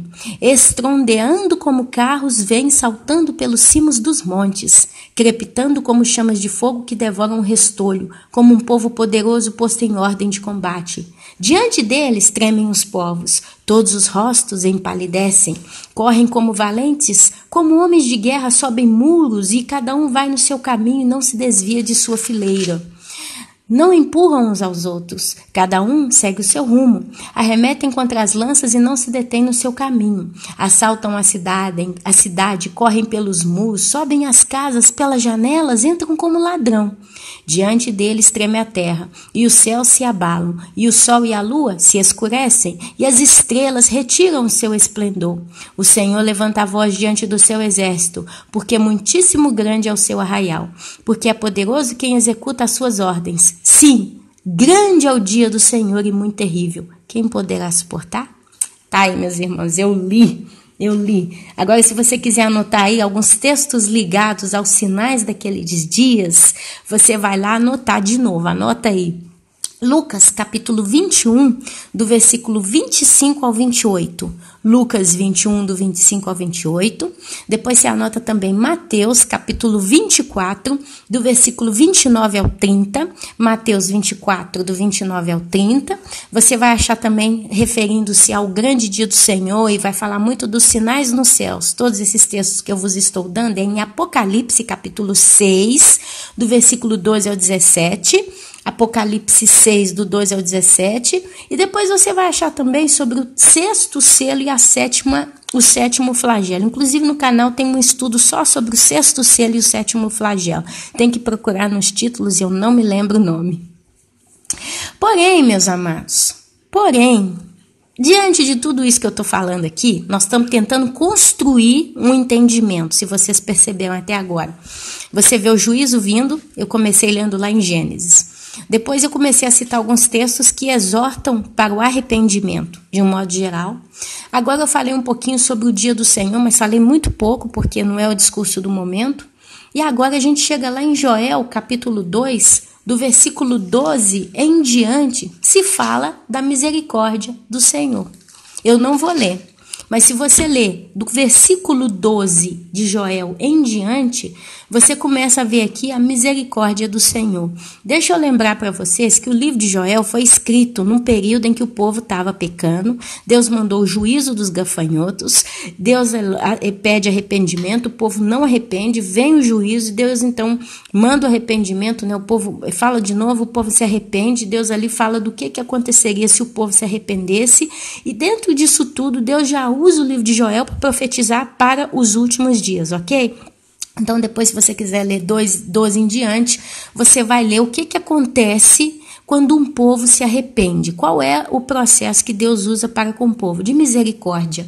E aqui vemos de novo o clamor de Deus pedindo arrependimento, tá? E ele fica naquele bate-papo. Se você se arrepende, eu te abençoo, ok? E se o povo se arrepende, continuamos então a ver o que acontece. Joel 2, do 17 ao 27, nós vemos claramente uma dupla profecia, o que eu já expliquei aqui, tá bom? E aqui eu encerro. Ao ponto, essa conversa toda que eu estou batendo aqui do Joel 2, do 12 em diante, em que Deus pede arrependimento e explica o que acontece se o povo se arrepende, vai até Joel, capítulo 2, versículo 28.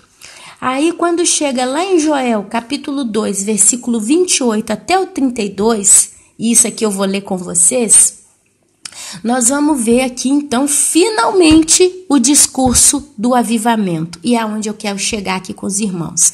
Pode ser que eu demore mais uns 30 minutinhos aqui falando em cima desse vídeo. Vamos ler. Deus fala sobre arrependimento, explica o que acontece se o povo arrepende, até que chega o versículo 28. Na sua Bíblia deve ter um título, na minha está escrito: promessa do derramamento do Espírito, e é do Espírito Santo. Olha o que acontece. E acontecerá depois que derramarei o meu espírito sobre toda a carne.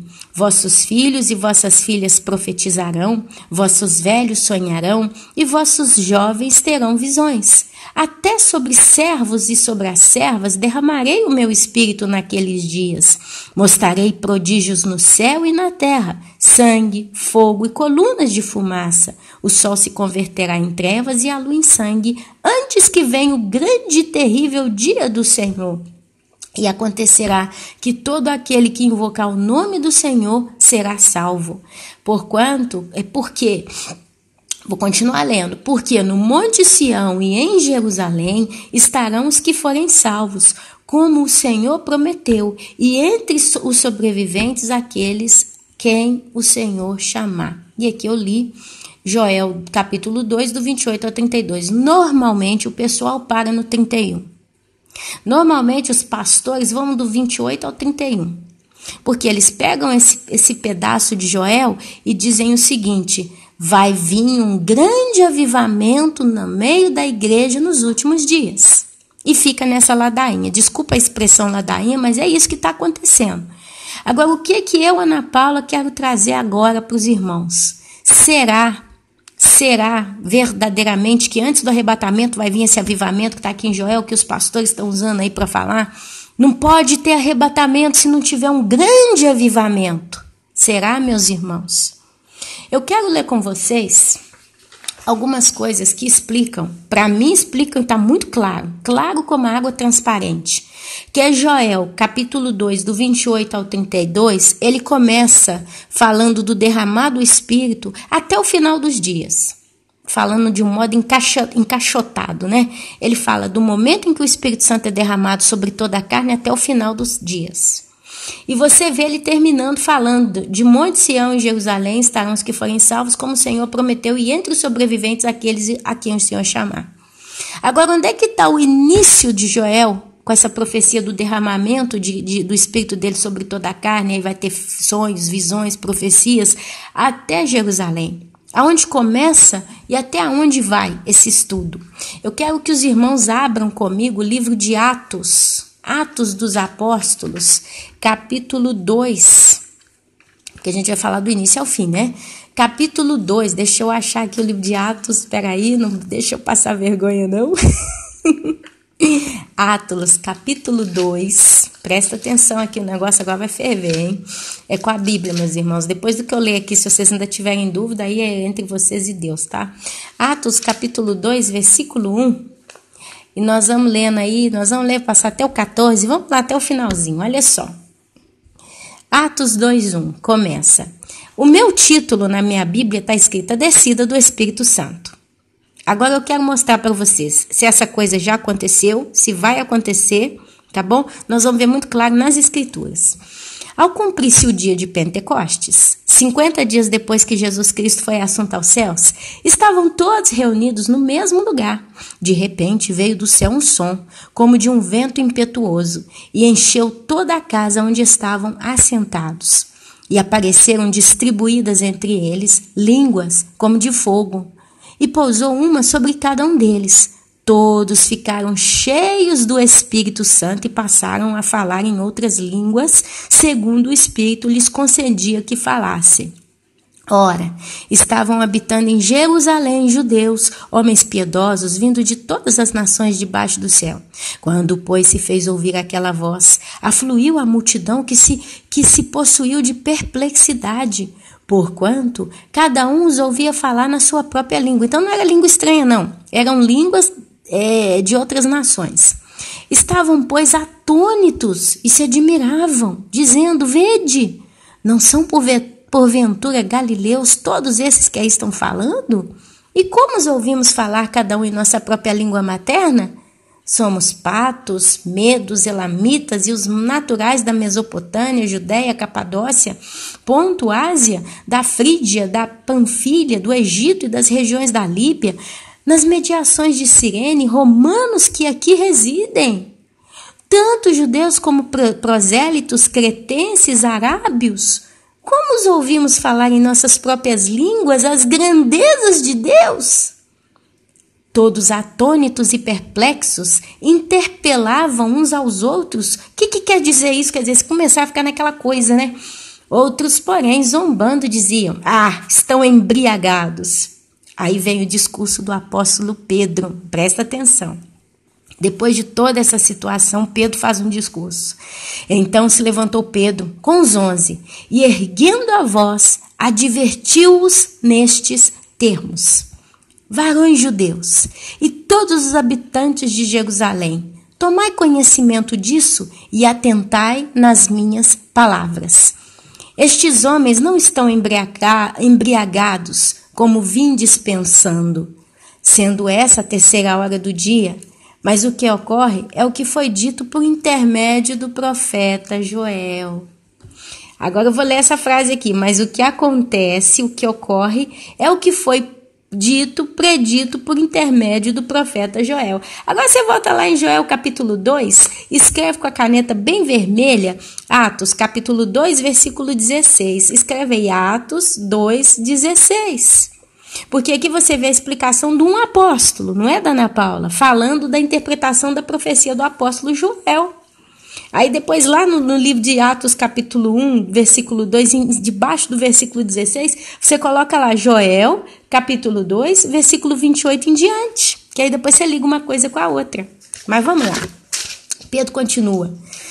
E acontecerá nos últimos dias, diz o Senhor, que derramarei do meu espírito sobre toda a carne. Vossos filhos e vossas filhas profetizarão. Vossos jovens terão visões e sonharão vossos velhos. Até sobre os meus servos e sobre as minhas servas derramarei do meu espírito naqueles dias, e profetizarão. Mostrarei prodígios em cima no céu e sinais embaixo na terra, sangue, fogo e vapor de fumaça. O sol se converterá em trevas e a lua em sangue, antes que venha o grande e glorioso dia do Senhor, e acontecerá que todo aquele que invocar o nome do Senhor será salvo. E eu particularmente escrevi aqui com a minha canetinha, o nascimento da igreja marca literalmente o início dos últimos dias. Eu poderia continuar lendo Pedro aqui, mas acabei. Então, a Bíblia mostra para nós que Joel, capítulo 2, nasceu no dia de Pentecostes. Então, quando foi o derramamento desse Espírito Santo nos últimos dias? Foi no dia de Pentecostes. Está lá, Atos, capítulo 2, versículo 16. Quando termina? Quando termina? Porque se você vai lá no versículo 32 do capítulo 2 de Joel, continua. Porque no Monte Sião e em Jerusalém estarão, olha aqui o tipo da palavra, estarão, quer dizer, uma coisa que ainda não aconteceu, mas vai acontecer. E eles vão estar no Monte Sião e em Jerusalém, os que forem salvos, como o Senhor prometeu, e entre os sobreviventes aqueles a quem o Senhor chamar. Onde é que está esse texto bíblico que mostra para mim quem é que vai estar lá no Monte Sião e em Jerusalém? Nós vamos ler aqui agora Zacarias. Nós vamos ler lá Zacarias capítulo 12. Deixa eu abrir aqui a minha Bíblia. Onde é que está o livro de Zacarias aqui? Zacarias. Marca lá, marca cá. Zacarias, capítulo 12. Deixa eu anotar 10. Zacarias 12, 10. Olha o que está escrito lá no Zacarias 12, 10. O título na minha Bíblia é O Arrependimento dos Habitantes de Jerusalém. E aí leio. E sobre a casa de Davi e sobre os habitantes de Jerusalém, derramarei o espírito da graça e de súplicas. Olharão para aquele a quem o transpassaram. Eu estou cansada, meus irmãos, desculpa. Pranteá-lo-ão como quem pranteia por um unigênito, e chorarão por ele, como se chora amargamente pelo primogênito. Naquele dia será grande o pranto em Jerusalém, como o pranto de Hadad e Rimon no vale de Megido. A terra pranteará, cada família à parte, a família da casa de Davi à parte, as suas mulheres à parte, a família da casa de Natã à parte, as suas mulheres à parte, a família da casa de Levi à parte, as suas mulheres à parte, a família dos Simeitas à parte, as suas mulheres à parte, todas as mais famílias, cada família à parte e as suas mulheres à parte. Meus amados, se você ler Zacarias, capítulo 12, lá no iniciozinho, olha só como é que começa. Sentença pronunciada pelo Senhor contra Israel. Fala o Senhor o que estendeu o céu, fundou a terra e formou o espírito do homem dentro dele. Eis que eu farei de Jerusalém um cálice de tontear para todos os povos em redor e também para Judá, durante o sítio contra Jerusalém. Naquele dia farei de Jerusalém uma pedra pesada para todos os povos. Todos os que a erguerem se ferirão gravemente, e contra ela se ajuntarão todas as nações da terra. Naquele dia, diz o Senhor, ferirei de espanto a todos os cavalos e de loucura os que o montarem. Sobre a casa de Judá abrirei os olhos e ferirei de cegueira todos os cavalos dos povos. Então os chefes de Judá pensarão assim: os habitantes de Jerusalém têm a força do Senhor dos Exércitos. E aqui continua. Aí se você chega lá embaixo, no versículo 8 ainda do capítulo 12, está escrito: naquele dia o Senhor protegerá os habitantes de Jerusalém, e o mais fraco dentre eles naquele dia será como Davi, e a casa de Davi será como Deus, como anjo do Senhor diante deles. Naquele dia procurarei destruir todas as nações que vierem contra Jerusalém. Meus amados, se você vai ler o capítulo 13, ele vai falar, meus queridos, eliminados os ídolos e os falsos profetas. Ele vai falar sobre ferido pastor de Deus. Se você ler o capítulo 14 de Zacarias, você vai ler lá o juízo sobre Jerusalém e seus opressores. Eu começo a ler aqui o capítulo 14, que ele é bem interessante. Eis que vem o dia do Senhor. Olha aí o dia do Senhor de novo. Em que os teus despojos se repartirão no meio de ti. Porque eu ajuntarei todas as nações para a peleja contra Jerusalém, e a cidade será tomada, e as casas serão saqueadas, e as mulheres forçadas. Metade da cidade sairá para o cativeiro, mas o restante do povo não será expulso da cidade. Então sairá o Senhor e pelejará contra essas nações, como pelejou no dia da batalha. Naquele dia estarão seus pés sobre o Monte das Oliveiras, que está defronte de Jerusalém para o oriente. O Monte das Oliveiras será fendido pelo meio, para o oriente e para o ocidente, e haverá um vale muito grande. Esse vale, meus irmãos, se chamará Vale de Josafá. Vocês vão encontrar sobre ele lá em Joel, capítulo 3, versículo 2. Ele ainda não existe. Metade do monte se apartará para o norte, e a outra metade para o sul. Fugireis pelo vale dos meus montes, porque o vale dos montes chegará até Azal. Sim, fugireis como fugistes no terremoto nos dias de Uzias, rei de Judá. Então virá o Senhor, meu Deus, e todos os seus santos com ele. Seremos nós que vamos descer montados num cavalo branco. Aqui ele começa então a descrever a guerra do Armagedon. Se você continuar lendo aqui, você vai ver a entrada da milênio. Você vai ver, por exemplo, a restauração das águas da terra. Você vai ver aqui a explicação do dia do Armagedon, quando Jesus descer do céu, até fala como é que vai ser aquele dia. Quer ver? Está no versículo 7. Mas será um dia singular, quer dizer, vai ser um dia único, conhecido do Senhor. Não será nem dia e nem noite, mas haverá luz à tarde. Naquele dia também sucederá que correrão de Jerusalém águas vivas, metade delas para o mar oriental e a outra até o mar ocidental. No verão e no inverno sucederá isso. O Senhor será rei sobre toda a terra naquele dia. Um só será o Senhor e um só será o seu nome. Aqui entra o milênio, meus amados. Você vai ver lá no versículo 16 sobre a glória futura da cidade de Deus. Você vai encontrar também lá em Apocalipse a descida, né? Então a gente já estudou isso aqui nos estudos passados, mas é o final dos tempos.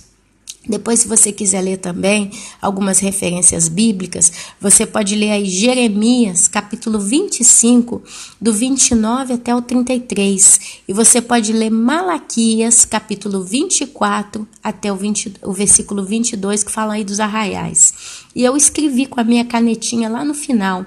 Aqui será já no milênio, né? O finalzinho do capítulo 14. O Armagedon é a última guerra nesta terra. Todas as nações se ajuntarão contra Israel, mas a população das mesmas ainda existirá. Um povo remanescente que não sei por qual motivo não aceitou a marca da besta e já sobreviveu aos cataclismas. Esses serão testemunhas oculares da existência do Deus verdadeiro, tá? Tá lá no finalzinho. Eu te convido a ler Zacarias do capítulo 12, o capítulo 13 e o capítulo 14. Mas voltando aqui em Joel, né? Você lê ali: e sobre a casa de Davi, sobre os habitantes de Jerusalém, derramarei o espírito da graça e de súplicas. Na minha Bíblia está espírito com E minúsculo, mas quem convence o homem do pecado e do juízo é o Espírito Santo. E Deus ele vai deixar com que o coração desse povo vai estar aberto à graça e súplica. Eles vão orar, olharão para aquele a quem transpassaram, no caso Jesus Cristo, pranteá-lo-ão como quem pranteia por um unigênito, e chorarão por ele como se chora amargamente pelo primogênito. Naquele dia será grande o pranto em Jerusalém. Meus amados, naquele dia será grande o pranto em Jerusalém.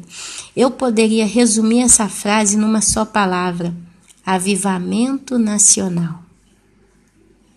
Eu poderia resumir essa frasezinha: naquele dia será grande o pranto em Jerusalém, em uma palavra simples: avivamento nacional.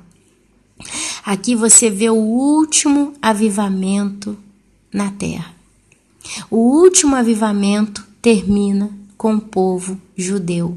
E é por isso que então eu consegui entender Joel, o versículo 32 do capítulo 2, é o finalzinho. E acontecerá que todo aquele que invocar o nome do Senhor será salvo, porque no monte Sião e em Jerusalém estarão os que forem salvos, como o Senhor prometeu, e entre os sobreviventes aquele a quem o Senhor chamar. Que está lá em Zacarias capítulo 14, quando fala que todas as nações da terra vão subir até Jerusalém a Judá para adorar e participar da festa dos tabernáculos. Não sei se está aqui em Zacarias 14 ou em algum outro lugar, me perdoe, porque é tanta coisa que eu vou lendo que eu começo a ficar meio perdida. Mas a gente acha esses textos todos aqui nessas leituras. Então, meus irmãos, a nível de leitura bíblica, eu acho que eu consegui trazer para os irmãos aqui, tá, a resposta, se você se fizer essa pergunta. Realmente, irmã Ana Paula, vai ter um avivamento antes do arrebatamento? Minha amada e meu amado.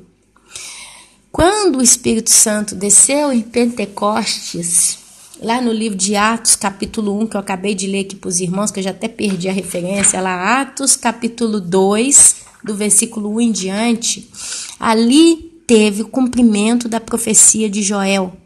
E o próprio apóstolo Pedro descreveu, inclusive ele disse o texto que está aqui escrito em Joel. Ele repetiu, ele mencionou a profecia, ele leu literalmente, ou já estava decorado na cabeça dele. Ele citou as mesmas palavras que estão escritas aqui em Joel, capítulo 2, do 28 ao 31, que é o que hoje muitos pastores estão dizendo, que esse avivamento ainda vai vir. Mas ele veio ali, meus amados, no dia de Pentecostes. Naquele dia nasceu a igreja. E se você, minha querida e meu querido, prestou muita atenção nesse vídeo, você ouviu eu dizendo que a igreja, ela está viva desde o início.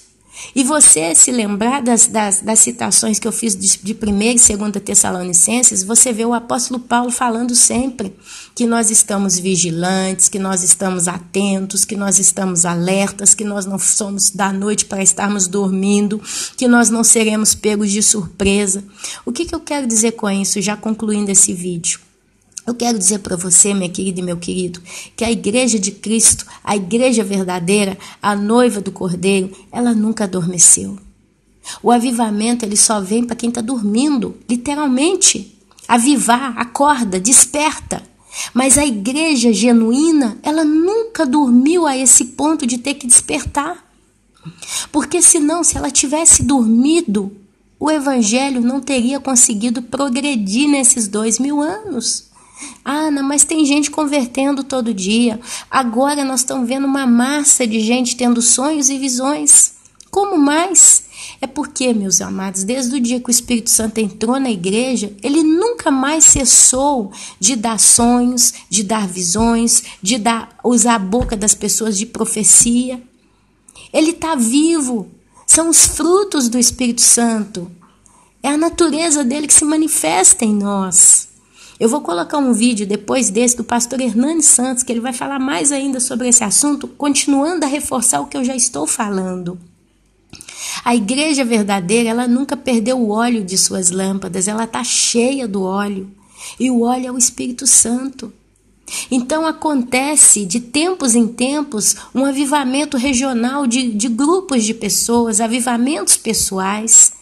Eu fui chamada há 6 anos atrás a despertar. O Espírito Santo falou comigo, Ana Paula, não tem mais tempo de pecar. Pouquinho tempo depois, sempre com o pastor Hernani Santos, veio a mensagem do arrebatamento que eu nunca tinha escutado. O Senhor, ele tem chamado os seus, mas ele sempre fez isso, meus amados. Senão, quem dormiria em Cristo? Se o Espírito Santo não tivesse salvado, instruído, avivado o coração dos crentes, aquecido o coração deles, muitos iriam morrer sem Cristo. Então as pessoas que morrem em Cristo, morrem com o coração cheio de arrependimento e de reconhecimento que Jesus Cristo é o Senhor da vida delas. Então, com a igreja, nós sempre tivemos as manifestações do Espírito Santo em nosso meio. É por isso que quem aqui é velho de igreja, sempre vai ter uma história da irmãzinha que tinha o dom de profecia, do irmão que sempre tinha sonhos e visões. Eu fui crescida nessa conversa de que é normal no nosso meio pessoas terem sonhos, terem visões e até profetizarem. Então, como o tempo está acabando, os sinais estão intensos, Deus ele tem trabalhado de modo mais profundo e a gente, por ver os sinais, a gente também tem buscado mais a Deus, porque o temor tem tomado conta dos nossos corações. Então, automaticamente, Deus tem dado mais sonhos e mais visões, mas isso não quer dizer que é o último é um avivamento. É porque nós vivemos agora e a gente está vendo o nosso habitat natural, mas isso sempre aconteceu, mas começou lá em Pentecoste. A igreja nunca foi paralisada. Mas Israel sim.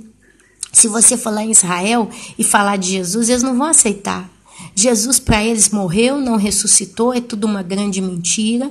Jesus não é o Messias e eles ainda estão esperando o Messias. É por isso que lá em Zacarias capítulo 12, capítulo 12, versículo 10, eles vão ver ele descendo do céu e vão chorar amargamente como criança. A ficha vai cair. E ali sim você vai ver um avivamento nacional de toda Israel. Daqueles, porque fala que metade da cidade vai ser levada para o cativeiro, a outra metade vai ficar. E ali eles vão ser refinados, passados pelo fogo. E os que sobreviverem vão ser salvos. Fisicamente falando, Jesus ele vai tirar aqueles últimos 4 gatos que sobrarem. E esses é que vão chorar quando verem Jesus e vão reconhecer ele. Entendeu? Então, meus amados, Joel capítulo 2, ele explica esse avivamento. Se você está ouvindo algum pastor, alguma pregadora, algum pregador falando, antes do arrebatamento vai vir um grande avivamento, isso é mentira. Isso é mentira. Porque o avivamento na igreja, ele acontece sempre. É um ato, um acontecimento constante. As pessoas, mano a mano, que elas vão aceitando o nosso Senhor Jesus como Senhor e Salvador delas, elas vão sendo avivadas. Desperta, tu que dormes, assim disse Jesus. Ele está batendo na porta do coração de muitos. Aquele que desperta, que ouve o batido, abre a porta. Ele entra e ceia com elas e elas com eles. É o Espírito Santo em comunhão com o homem. Então, para nós, o avivamento, a gente só entra é como se fosse um rio, meus irmãos.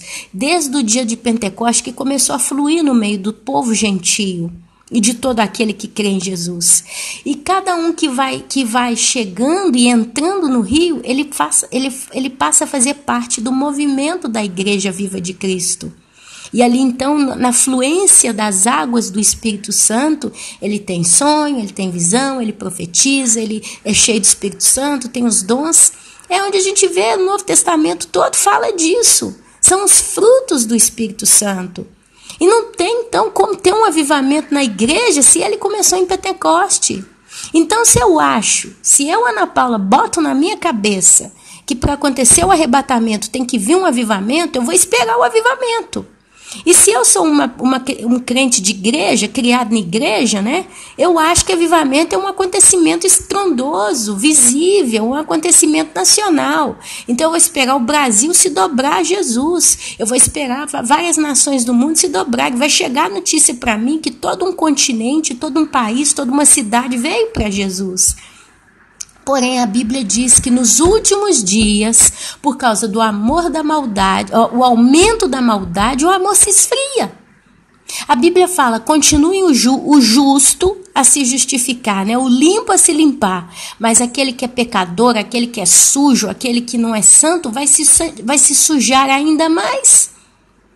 A Bíblia fala dessas coisas. Se o amor esfria, aumenta a maldade, a perversidade. A Bíblia fala que nos dias da vinda de Jesus vai ser como nos dias de Ló e como nos dias de Noé. As pessoas casavam, se davam em casamento, faziam festa, até que veio o Senhor. E veio a surpresa, eles foram pegos de surpresa. Quando disserem paz e segurança, lhes sobrevirá repentina destruição. Mas vós não estáis desapercebidos quanto o dia do Senhor. Então vocês não vão ser pegos de surpresa. Então, meus queridos, vamos pensar. Ana, mas tem pregadores que eu sou assim tão admirado. O cara é uma pessoa muito séria, tem assim uma sabedoria de Deus. E ele está pregando isso. Me desculpe pela pregação dele, mas ela não bate com a Bíblia. Ela não bate com a coerência bíblica, por mais que diga que sim. Porque o avivamento começou em Pentecostes e nunca mais parou. Se esse avivamento não existisse, a igreja tinha morrido. O fogo nunca se apagou, porque o Espírito Santo sempre está fluindo no meio da igreja. E de gerações em gerações, crentes têm nascido, crescido, aceitado Jesus e morrido e ido em Cristo. E outros têm nascido e têm vivido e vindo para Cristo. E alguém no meio de todas essas gerações tem mantido a chama acesa, pregando o evangelho, cumprindo o mandamento que o Senhor nos deixou, ide por todo o mundo e pregai o evangelho. Lembrando que o evangelho nasceu lá em Israel. Jesus ele veio dos judeus. E todo o planeta Terra, a referência bíblica é sempre Israel. Norte, sul, leste e oeste de Israel. Então, quanto mais longe é um país, um continente de Israel, mais para o lado, para o confim da terra, para o fim do mundo é. Então, depois Israel chegou no Brasil. O Brasil está quase... Quantas horas de viagem do Brasil para Israel? 12 horas? 14 horas? Né? Nós estamos muito longe. Lembra que os apóstolos, eles pregaram na Ásia, eles foram para a Europa? Não foi? Então, assim, o Brasil, as Américas, foi o último gato que entrou no saco, meus irmãos. E, curiosamente, está tudo voltando para Israel. Começou em Israel e termina em Israel. Zacarias, capítulo 12, versículo 10. É o fechamento, o evangelho girou todo mundo, já chegou até o final do planeta, aos confins do mundo. O brasileiro acha que ele tem que ir lá na África evangelizar, porque Jesus não chegou na África. Gente, Israel e a África é tudo muito pertinho ali, está tudo muito perto. Inclusive a gente vê judeus negros que vêm da África. Então, a gente acha que nós somos o momento, né? Nós somos o povo mais importante do mundo, né? Essa geração, não estou falando brasileiro próprio dito, mas essa geração, acho que ela é a mais importante. O resto é resto. O que veio aqui era tudo gente atrasada. Mas não, nós somos o final do mundo. Nós somos o povo do confim, onde não sei quem perdeu as botas lá. Entendeu? Então, meus amados, melhor para falar mais ainda sobre esse assunto, eu vou deixar no próximo vídeo o pastor Hernani Santos. Mas você que está me ouvindo, não caia nessa balela de achar que vai vir um avivamento e depois o arrebatamento. Não. O avivamento já aconteceu e ele está acontecendo há 2000 anos no meio da igreja. A noiva de Cristo, ela não está dormindo. Ana, explica a parábola das 10 virgens. 5 nécias e 5 prudentes. Todo mundo dorme. O que é esse dormir então? Agora eu te peguei, Ana. Agora eu te peguei na parede. Eu quero ver você sair dessa. Lembra que as 5 virgens prudentes que dizem estar dormindo naquela história, elas estão cheias do óleo. Eu não entendo esse dormir que a Bíblia diz dessas 5 virgens prudentes. Eu imagino que esse dormir delas é que elas estão, além de estar enchendo a vida com o Espírito Santo, estão vivendo uma vida normal. Estão casando, estão estudando, estão trabalhando, crescendo suas famílias. Mas não mais do que isso. Então elas estão vivendo uma vida do mundo, no mundo, porque nós estamos no mundo. Nós temos que casar, nós temos que dormir, nós temos que comer, nós temos que sair, nós temos que estudar.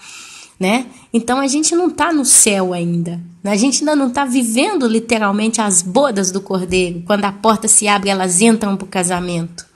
Mas eu quero só deixar um detalhe: a igreja é a noiva. A parábola das 10 virgens são aquelas 10 virgens que elas são convidadas para participar do casamento. O noivo não está casando com as virgens, ele está casando com a noiva. É só para deixar um detalhe. A gente consegue enquadrar a igreja nas 10 virgens, sendo 5 prudentes e 5 nécias, a gente sempre conseguiu, né? Porque a gente se identifica como aquelas virgens, porque por não ter sido desposada ainda pelo noivo, a gente é virgem. E nós vamos entrar para o casamento, só se a gente tiver a lâmpada cheia do óleo. Então tá bom, a gente vai engolir isso aí. Mas vamos prestar atenção, que a noiva de Cristo é uma só, não 5, é uma. E as virgens, elas vão porque são convidadas para o casamento. Mas elas só vão entrar na festa, no casamento próprio dito, se elas estiverem com a lâmpada. Então eu deixo quieto isso aí, não quero entrar nessa conversa. Acredito que a parábola das 10 virgens serve para nós como exemplo, que se eu, Ana Paula, estiver cheia do Espírito Santo, eu vou conseguir ouvir o som da trombeta. Voz de trombeta, voz. A única voz que vai me chamar é a voz interior que está dentro de mim, é a voz do Espírito Santo, uma voz que eu já escuto há muito tempo, há muitos anos, há muito tempo. E vai chegar um momento que ela vai gritar, sobe, sobe, vamos subir, vamos embora, tá na hora. Até aqui, essa voz, ela tá dizendo, tá chegando, tá chegando, tá chegando. Por mais que milhares de pessoas dizem, vai demorar, nós vamos entrar na grande tribulação, nós vamos ver toda essa balelada que a gente escuta, a voz que está no meu interior está dizendo, fica esperta, não perde a vigilância, porque está chegando. Eu estou sentindo o perfume do céu. Amém, meus irmãos? E assim, meus queridos, eu agradeço a Deus por ter conseguido fazer esse trabalho. Realmente uma delícia ter podido estudar essas escrituras aqui hoje com vocês. E eu vou concluir, tá? Eu vou tentar correr com esse vídeo para conseguir publicar ele ainda hoje. Então eu vos saúdo de modo seco mesmo, hoje eu estou cortando o vídeo assim, mas eu vos saúdo na santa, gloriosa e poderosa Shalom, que é a paz que excede todo entendimento do nosso Senhor Jesus Cristo nas vossas vidas. Meus irmãos, vigia, não espere avivamento, esteja no rio que flui, que já é vivo. A Bíblia diz que Cristo nos daria a água da vida. E quem bebesse dessa água nunca mais teria sede. Se você verdadeiramente faz parte da Igreja de Cristo, eu posso te garantir que você não está dormindo, que você não está meio bobão lá, precisando ser avivado. Você está cheio do Espírito Santo. Ou se não está cheio até a tampa, já está se enchendo. E sente no teu coração o perfume do céu. Não deixe essas pregações distorcidas tomarem conta da tua vida, porque é perigoso. Se você ouve uma pregação que fala o avivamento vai vir antes do arrebatamento, você, em vez de se santificar, você vai ficar parado esperando ver na televisão, na internet, em algum lugar, uma notícia que fala tal país ou então tais igrejas estão vindo para Cristo. Mas a verdade, meus irmãos, é que essas igrejas estão apostatadas, desviadas do caminho do Senhor. E a Bíblia, inclusive, fala que esses pastores que voltaram ao vômito, esses homens que conheceram a palavra de Deus, mas se desviaram contra elas, a Bíblia fala que o juízo deles está reservado desde os tempos antigos. Então, se a gente lê a Bíblia, a gente vê que está tudo decretado já. Não caia na conversa de gente que está distorcendo a Bíblia, tentando empurrar o arrebatamento. Eu, particularmente, hoje, seja quem for, não me interessa. Pode ser a pessoa que até hoje foi a mais santa de todas e de repente começou a pregar coisa estranha. Todo aquele que começa a querer empurrar o arrebatamento, eu corto, eu já não escuto mais. Não me interessa quem seja. Porque o arrebatamento é iminente. E ninguém pode dizer que o arrebatamento vai demorar. Porque se a Bíblia diz que nós não sabemos nem o dia nem a hora, eu não posso garantir que vai ser hoje, mas também não posso garantir que vai demorar. Porque se eu não sei o dia e a hora, quem sou eu para ousar dizer que vai demorar? Porque eu estou vendo sinal que não vai acontecer. Foge desse povo, não interessa quem é, foge, que seja apóstata. Apóstata não, como é que é? Anátema no nosso meio. Eu já falei isso outro dia. Todo aquele que prega um evangelho diferente do evangelho original, que seja anátema, expulso do nosso meio, do meu coração. Porque essas pessoas só vão levar você para o engano, só vão fazer de tudo para atrasar você em estar em comunhão com Deus e vão acabar levando a muitos para o cativeiro. Porque a Bíblia diz que é necessário que aquele que leva para o cativeiro vai. Então, se o pastor está pregando tudo relacionado a empurrar a pessoa para a grande tribulação, essa pessoa também vai para a grande tribulação. A palavra de Deus diz que aquele que mata pela espada é necessário que morra pela espada. E a espada que nós conhecemos é a palavra de Deus. Se eu uso a palavra de Deus para deturpar a tua cabeça e te faço morrer na fé, eu também vou morrer na fé. E provavelmente quem mata pela espada é necessário que pela espada morra, ou vai morrer simplesmente na grande tribulação e sendo decapitado e vai para o céu e vai fazer parte dos santos, ou então vai morrer e vai para o lago de fogo e enxofre, porque vai cair no engano, na mentira, vai aceitar a marca da besta. Meus irmãos, a coisa é extremamente séria. tome cuidado com aquilo que você está ouvindo. Eu gosto desse pregador, é uma pessoa muito coerente, mas até mesmo os coerentes se perdem. E a Bíblia fala, maldito o homem que confia no homem. Eu falo de todo o meu coração, por amor à tua vida, para você mesmo. Presta atenção na escritura genuína. Eu provei em cima da Bíblia, que Joel capítulo 2 está lá em Atos capítulo 2 também. Capítulo 2, capítulo 1. Atos capítulo 2, versículo 1 em diante. E provei que conclui em Zacarias capítulo 12, versículo 10. Agora, se você quiser ainda esperar um espetáculo, como muitos estão profetizando por aí, garantindo por aí, é você, Deus e o pregador. Amém? Então, meus irmãos, eu vos saúdo com a santa, gloriosa e poderosa Shalom do Senhor. Que Deus te encha de entendimento, maturidade, discernimento e guarde o teu coração para o grande dia. E eu falo isso quase chorando, porque realmente eu creio que nós estamos muito perto da nossa partida, principalmente por estarem se levantando falsos profetas no nosso meio, falsos ensinadores, enganadores, pessoas que estão arrastando almas para o inferno, para a tristeza, para a perdição e para passarem pelo dia do Senhor. A Bíblia fala muito que nós não estamos aqui reservados para esse dia. Então, que o Senhor vos abençoe e vos desperte. Leia a Bíblia, vê que está tudo anotado aqui nesse vídeo. Depois você pega isso e estuda, irmão. Estuda com o teu próprio olho. Leia você mesmo. E eu tenho certeza que o Espírito Santo vai te abençoar. Amém? Que a santa paz do Senhor esteja com todos. Amém, amém e amém.